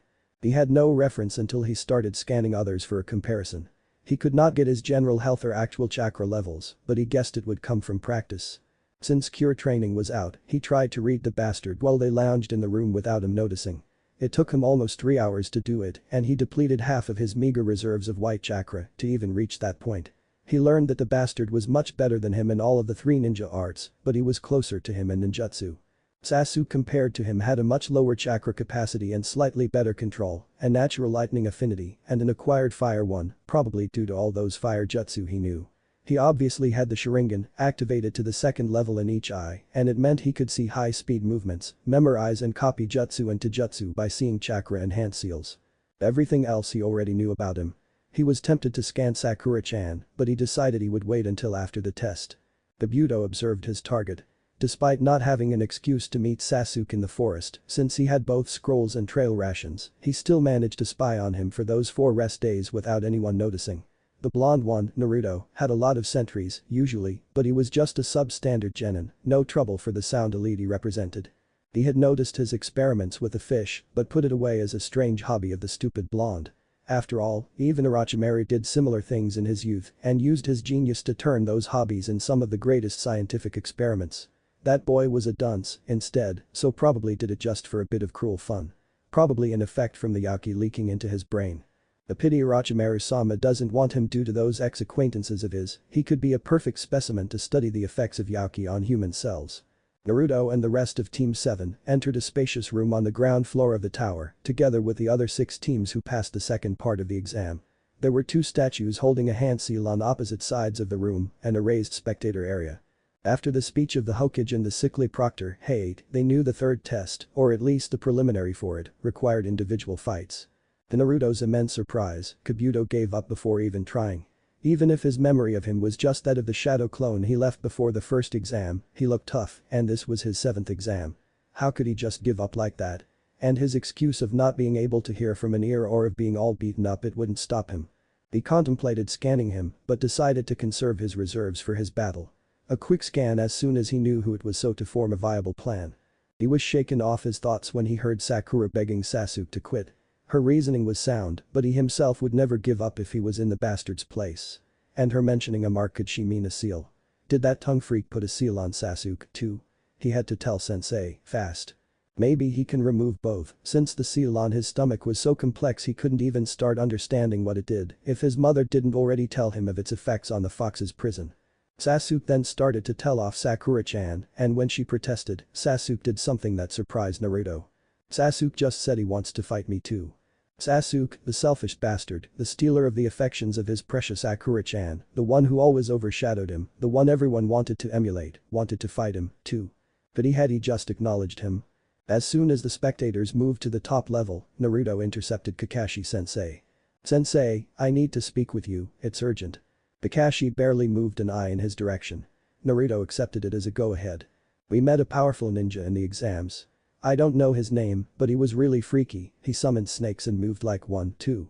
He initially wore a grass forehead protector, but later he revealed a sound one. His name is Orochimaru, S-rank level missing nin of Konoha," said Kakashi, filing away the sound reference to tell the Hokage later. While we were fighting he looked around to see if anyone was looking, then continued, my seal released a little of that chakra and that guy to stop me placed another seal over it.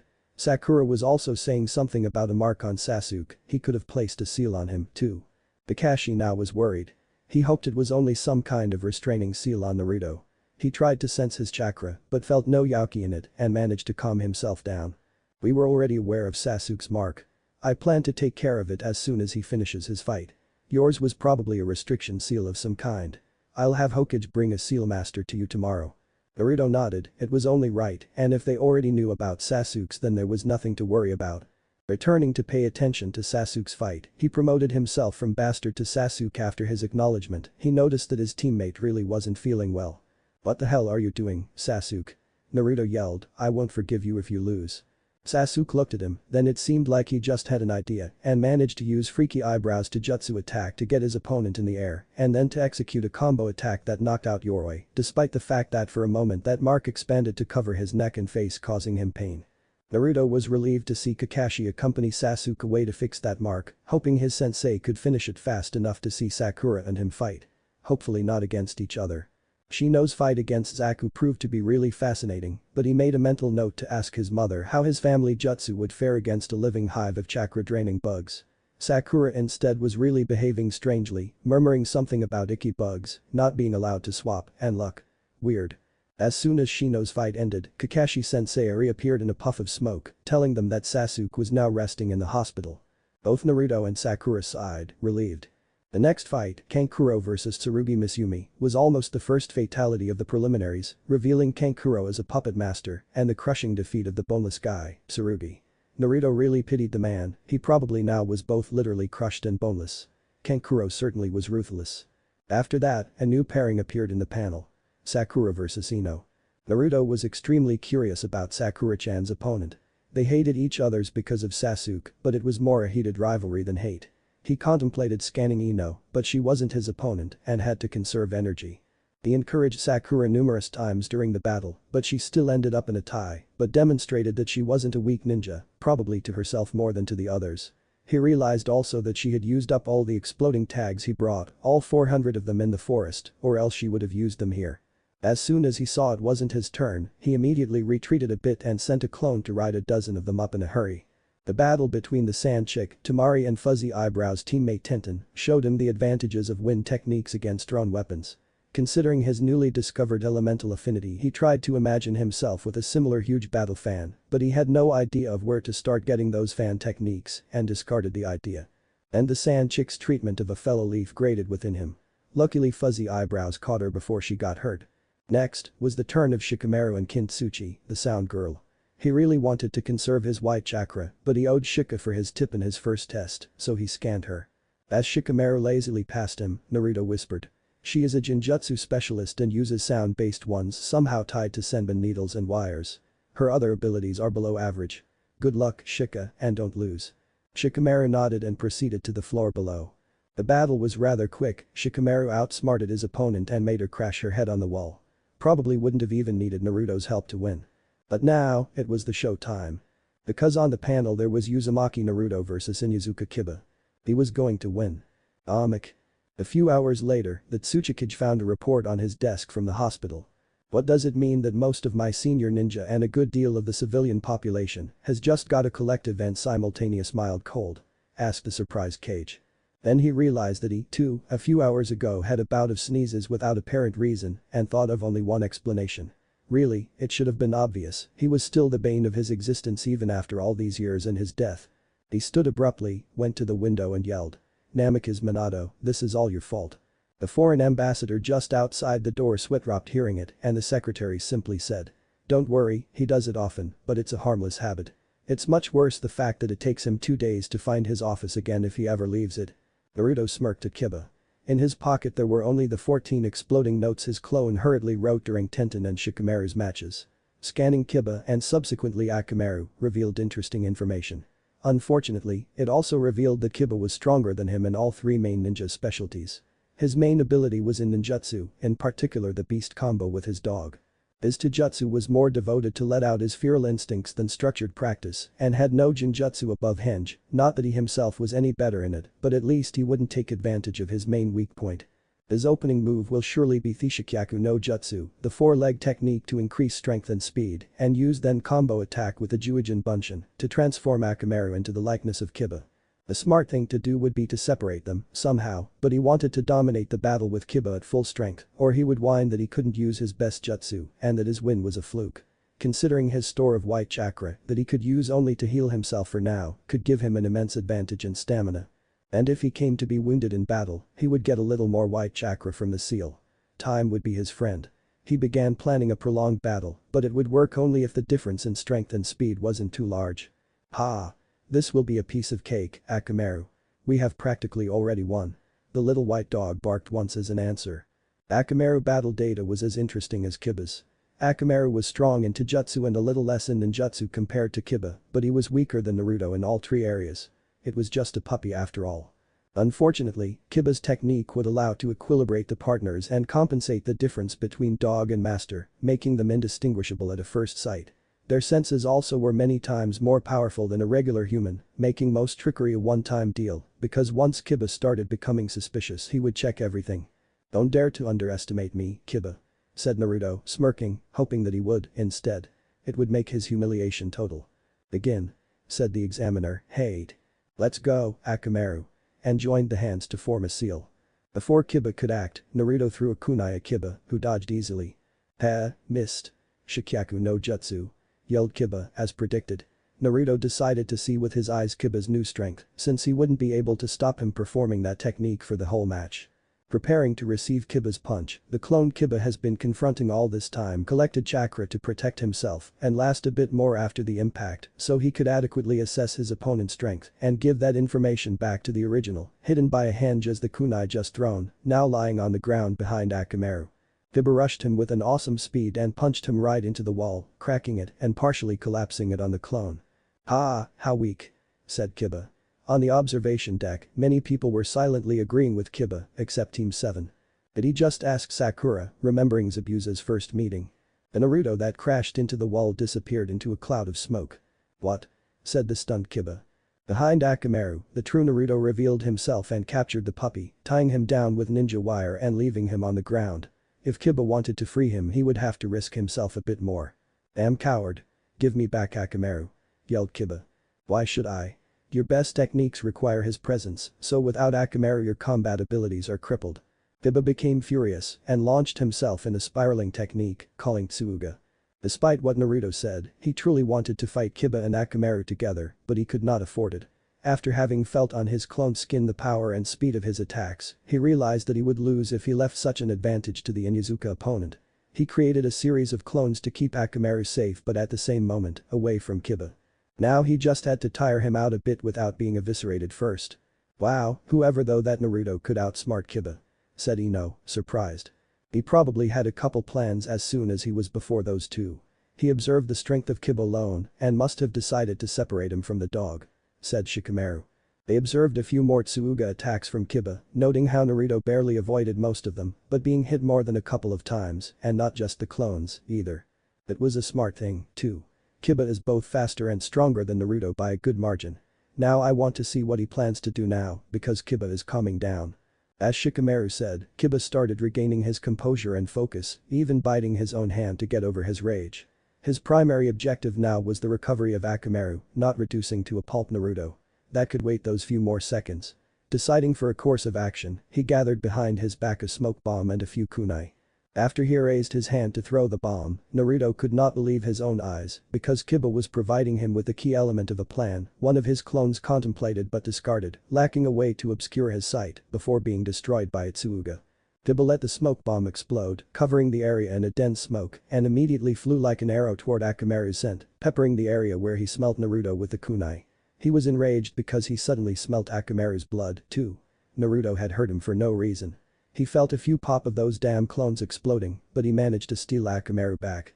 He lost a few precious seconds cutting away the wire, and finally he let him retreat to a safe zone while he pulled out the soldier pills to give the punk the lesson he clearly deserved. However, simply beating him down was no longer an option. He hurt Akamaru and made him look like a fool before Hinata, his sensei and the Hokage himself, and he would repay it with the same medicine. Now, what will you do, now that I have the clear advantage? Taunted Kiba, waiting for the cloud to dissipate. He knew from the blood smell that he got him with a kunai and wasn't surprised to see Naruto holding his wounded right shoulder. It was a pity it wasn't a more critical area. Not so tough, now, right? Laughed Kiba until something registered as wrong in his senses. Akamaru's blood smell from beside him was covering up Naruto's scent. He hurriedly looked down where the freed Akamaru was and saw his dog activate a large array of seals written all around his position, with kunai placed in 12 strategic locations. Kunai with now glowing explosive notes. The Naruto before him deactivated his henge, showing himself to be just a little battered. The kunai cut him, true, but the injury was much less severe than what the henge shoved. Naruto smirked and said. That is a trap, Kiba, primed to explode if you move or in 10 seconds, whatever comes first. Give up and I'll defuse it. How? When? Asked Sakura, completely surprised. She turned to Kakashi-sensei, who was watching with the Sharingan eye uncovered.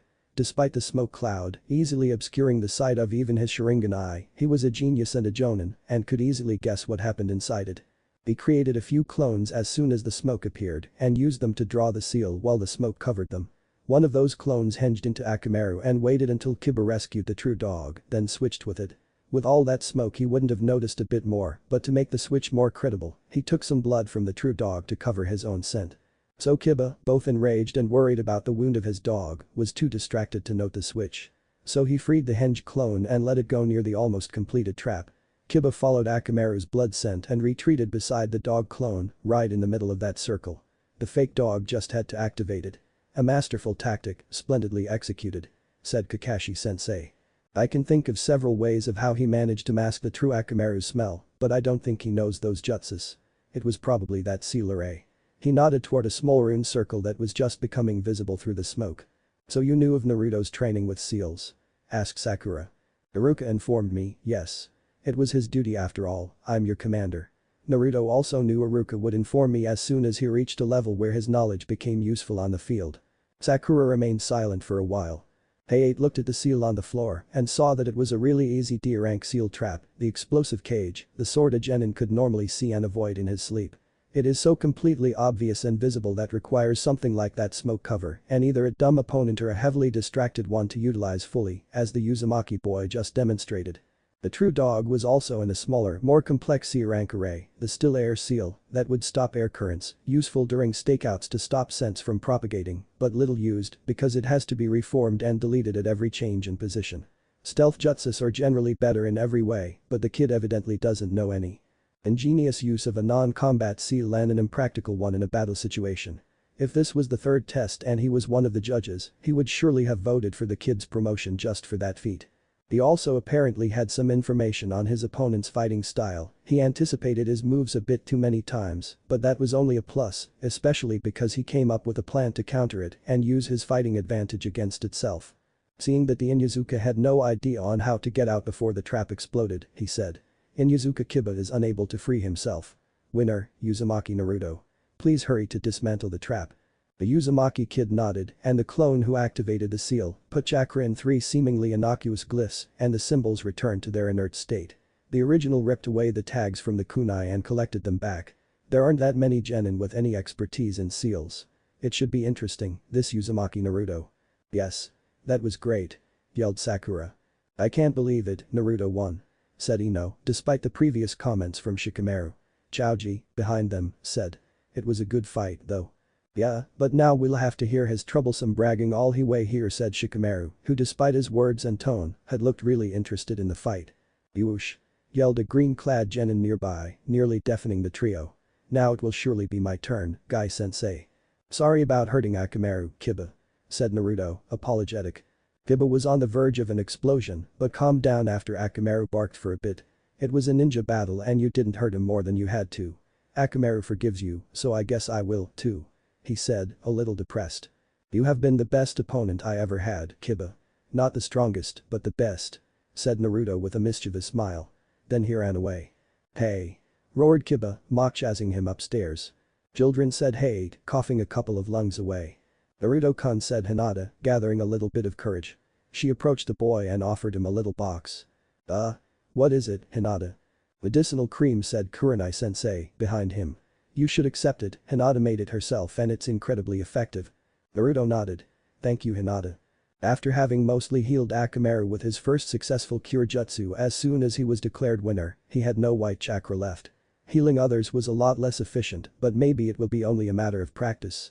After applying a little bit of that cream on his skin, he felt the wound close, similar, if in a smaller scale, to the effects of his own bloodline. This stuff is incredible, Hinata. You have true talent in medicine making. Hinata became redder than a tomato and turned away her eyes. She really can't take a compliment. About Naruto's seals, why you never said anything to him? Or to us? Sakura asked Kakashi, seeing that Naruto was occupied with Hinata. About what? He was just beginning with them, even if Iruka showed me a couple of his creations and were really good. If Naruto told you a month ago that he wanted to learn seals, what would have been your answer? Be honest. Sakura looked down. I would have told him that he was too stupid to do something that complicated and to give it up. I think he wanted to show you his ability only when he had already reached a sufficient level of mastery, but the exam came a bit too soon. However, he had good judgment in telling all of you before the start of the second test. His sealing abilities would have made you suspicious of him if he didn't. I had already been impressed by the little he showed us and what he used on Kiba. Oh, those are just practice seals. They work, but are mostly impractical in a true battle. What made his fight so good was the fact that the seal that made the final trap is so visible that it is almost impossible to catch someone in it. And I guess that if he didn't manage to get Kiba in the seal circle, he would have simply primed just the exploding notes. Akamaru was still in his hands, after all. I'm surprised he didn't use him as a hostage, said Sakura. It would have been the fastest way to win. Probably Naruto didn't want to.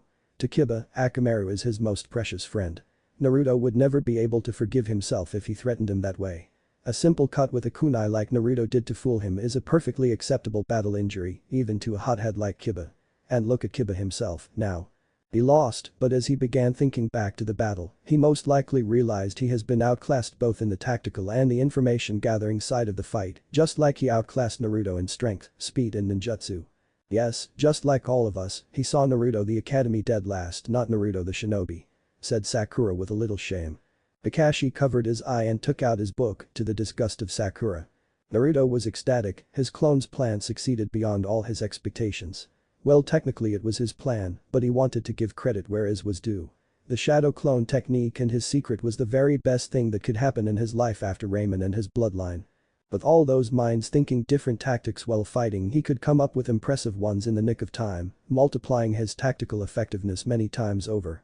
He passed Hinata's cream to Kiba and Akamaru, too, and they used it with enthusiasm, evidently aware of her ability, but he seemed a bit peeved that his teammate had given it to him first. Strange.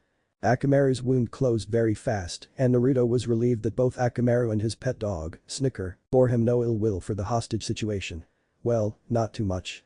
At least it was a friend who made him aware of that possibility first and not an enemy ninja. Even Akamaru had realized it, apparently, and Kiba was now pampering the puppy under the eyes of his sensei. Speaking of her, he met her gaze and she nodded, then returned her attention to Kiba. It felt really good to gain the approval of the sensei of a ninja he defeated, really. It meant that he was closer to recognition and a step nearer to his dream. And not only her, he saw even the old man Hokage approved of his fight. He never felt prouder of himself. He couldn't wait to tell his mother all about it. As soon as the new matchup appeared, Kiba hurriedly got up and reached Hinata, speaking with her. He was probably trying to encourage her for her match, because the two names were Hyuga Hinata and Hyuga Niji. They probably had some kind of bad blood between them, because Niji was staring daggers at Hinata, with a gaze full of loathing and hate. Naruto was very acquainted with both, thanks to the fox. Niji's gaze was at the level of his worst haters. If he had just enough white chakra left, he would scan him, but his eyes would probably see his probe and call on him for some kind of cheating, possibly getting both Hinata and him disqualified. He looked a prick enough to do it just for spite. It wasn't worth it. Niji would die, slowly. How dare he belittle Hinata, beating her to within an inch of her life, and call her weak and a loser, even when she got up after a heart shot. He already knew about the Tenketsu, the chakra circulatory system and the Byakugan due to the library books, so Lee's explanation during the match didn't tell him much he didn't already know and was aware of the danger of the gentle fist. To see it firsthand, though, was absolutely fascinating, at least until Niji allowed the sower that was his brain to connect to his mouth and to vomit trash about Hinata. He got so angry that he couldn't stop himself from yelling up to encourage Hinata to beat that ass up. And when Niji attacked despite the proctor telling him not to, he was too slow to help, but fortunately 4 Jonin intervened, including Kakashi-sensei, and stopped him from killing Hinata. But when she fell down, coughing up blood, he had to go to her, his worry giving him speed to get to her side and check her up. He had no more white chakra, but somehow in his desperation, he managed to extract a trickle of it from the seal, just enough for a single cure jutsu. He crafted the construct in her heart, hoping it would be enough. Cure is just an E-level jutsu and not designed for such heavy injuries, but at least it could alleviate them. He felt the energy leaving him and her breathing recover. She would hopefully live now until she received professional help. But as he said earlier, her cousin would not. He hoped Hinata wasn't too attached to him, especially after what he did to her. And when Niji told him that he was a loser, too, he just put a few more nails in his coffin, really. He would have to thank Orochimaru's seal for once, because without that, he would have inundated the room with escaped yaki and reduced that prick into a red smear in the ground. His fury became cold, instead, and simply swore on Hinata's blood that he would defeat him in the most humiliating way he could think of. He would decide if he was going to really kill him or not after Hinata's recovery. "Mother doesn't like the smell of that blonde's chakra," said Gaara, looking at the show below him. His sibling were starting to fidget a little, but it was just a mild bloodlust, not truly worrying for their continued health, for the moment. However, they started praying for the soul of that guy, because attracting their little brother's attention was a synonym of a very short life. Subaku no Gaara and Rock Lee were the names in the electronic board. Chaoji was incredibly happy to have avoided the 2 strongest genin that still had to fight, but not as much as Lee having finally his turn and avoiding to be the last one. After a few completely obvious observation from Guy-sensei, Lee jumped down to meet his opponent, who had used a sand shunshin, as soon as his name appeared in the board. Naruto was just glad that he had been spared from seeing that genjutsu again. Gaara looked completely impassible, but suddenly, the gourd stopper flew toward Lee with an impressive speed. Lee simply caught it with a single hand. Hey, let the fight begin, and Lee started a series of impressive taijutsu attacks, but none got past Gaara's sand shield. If that shield is blocking all his attacks, why doesn't he retreat a bit and use a few ninjutsu? Asked Sakura, curious. It's not that Lee doesn't use ninjutsu. Started Guy, with a serious expression. Simply Lee has no talent at all in ninjutsu or genjutsu. What? How did he get here, then? Asked a shocked Sakura. Naruto, too, was surprised. When I first met him, he had absolutely no talent, the only thing he could do was taijutsu. And that's why he can win. He said with a glint in his eyes. Lee, take them off. Yelled Guy, after a last series of unsuccessful attacks all blocked by the sand.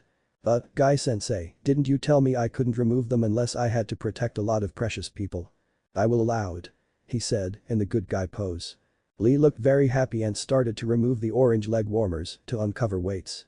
And to the surprise of everyone, they literally caused 2 craters in the stone floor below, just by being dropped. How could he move with that speed with all that weight? Asked Naruto. It is because of his hard work and dedication. Replied Guy. Go, Lee. Yelled, basking a bit in pride of his prized student. Lee at that point became so fast it was hard to believe. He could even run on the ceiling just thanks to his speed and could circumvent the sand shield by moving too fast for it to react in time. Gaara, however, had a second layer of defense, an armor composed of sand that absorbed all of Lee's hits. Lee barely managed to crack it, revealing that below, Gaara had an absolutely insane expression of crazed bloodlust. With a quick look at Guy-sensei, Lee realized that he had to perform the lotus to win and that his sensei realized it too and approved. With a lightning-fast move, Lee kicked repeatedly Gaara, with the first hitting him under the chin to make him fly in the air. The repeated kicking necessary due to the heavy weight of the sand armor. The pain from the prolonged use of the initial lotus caused Lee to flinch for a moment, allowing Gaara to slip out of the armor unnoticed, and due to the after effects of the technique, Lee was finding himself in trouble, now. What happened to him, Guy-sensei? Asked Sakura, worried. The lotus technique is a double-edged sword. Said Guy. That is a forbidden technique because it causes so much stress to the body of the user that after its use, he is in so much pain he can barely move. Sakura and Naruto observed Lee with fear in their eyes. If he continued fighting that way. But as soon as she thought about pleading to Lee to give up, he suddenly recovered his speed and energy. He is about to get back into the fight. The lotus of the leaf blooms twice. Said Guy, with a slight grin. You didn't? Exclaimed Kakashi. Yes, just like you though. Answered Guy. So that genin kid will open the celestial gates? Asked Kakashi, worried. Naruto immediately sharpened his ears. Yes, admitted Guy. How many? 5. Kakashi looked shocked. Even if I lost respect for you, Guy, I must admit that I am impressed with your student. I did it in respect of his determination and his indomitable willpower so that he can accomplish a goal he is willing to give his life for. Naruto was about to ask more information about the gates, but fortunately Sakura managed to ask it first. What are those celestial gates you talked about? It's the removal of certain limits in the chakra circulatory system. Lee had to open them in order to prepare for the extreme lotus. Yes, interrupted Kakashi, in the inner coils where chakra flows there are 8 special places, called gates, where the chakra flow is highly regulated. Opening a gate allows a great deal of chakra to flow through the coils, however those gates have an important job on the body. They keep it from harming itself. What do you mean? Asked Naruto, worried of being forced to use a self-destructing ability to use one of the very first basics of his family jutsu. The gates are in order. The initial gate, the heal gate, the life gate, the harm gate, the limit gate, the view gate, the wonder gate and the death gate. Opening the initial gate removes the limits that control muscle strength, allowing the body to use a strength up to 10 times the normal, but tearing yourself up. The heal gate greatly increases healing rate and stamina, but damages your immune system, and so on. Each gate is a different double-edged weapon, but they must be opened in the exact sequence, or the user will die because of the released chakra, pressuring the still closed gates around and busting them forcibly open. Naruto shivered again. By opening the third gate, Lee will enter the extreme lotus. Continued Guy as soon as Kakashi stopped, opening all 8 of the gates will give the user a power well over that of any cage, but at the end, the user will inevitably die. Yes, that technique is a truly double-edged sword, said Kakashi.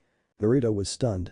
He realized that he could never ask Kakashi about the book related to the celestial gates, now, seeing the open disapproval of Guy-sensei teaching them to a genin.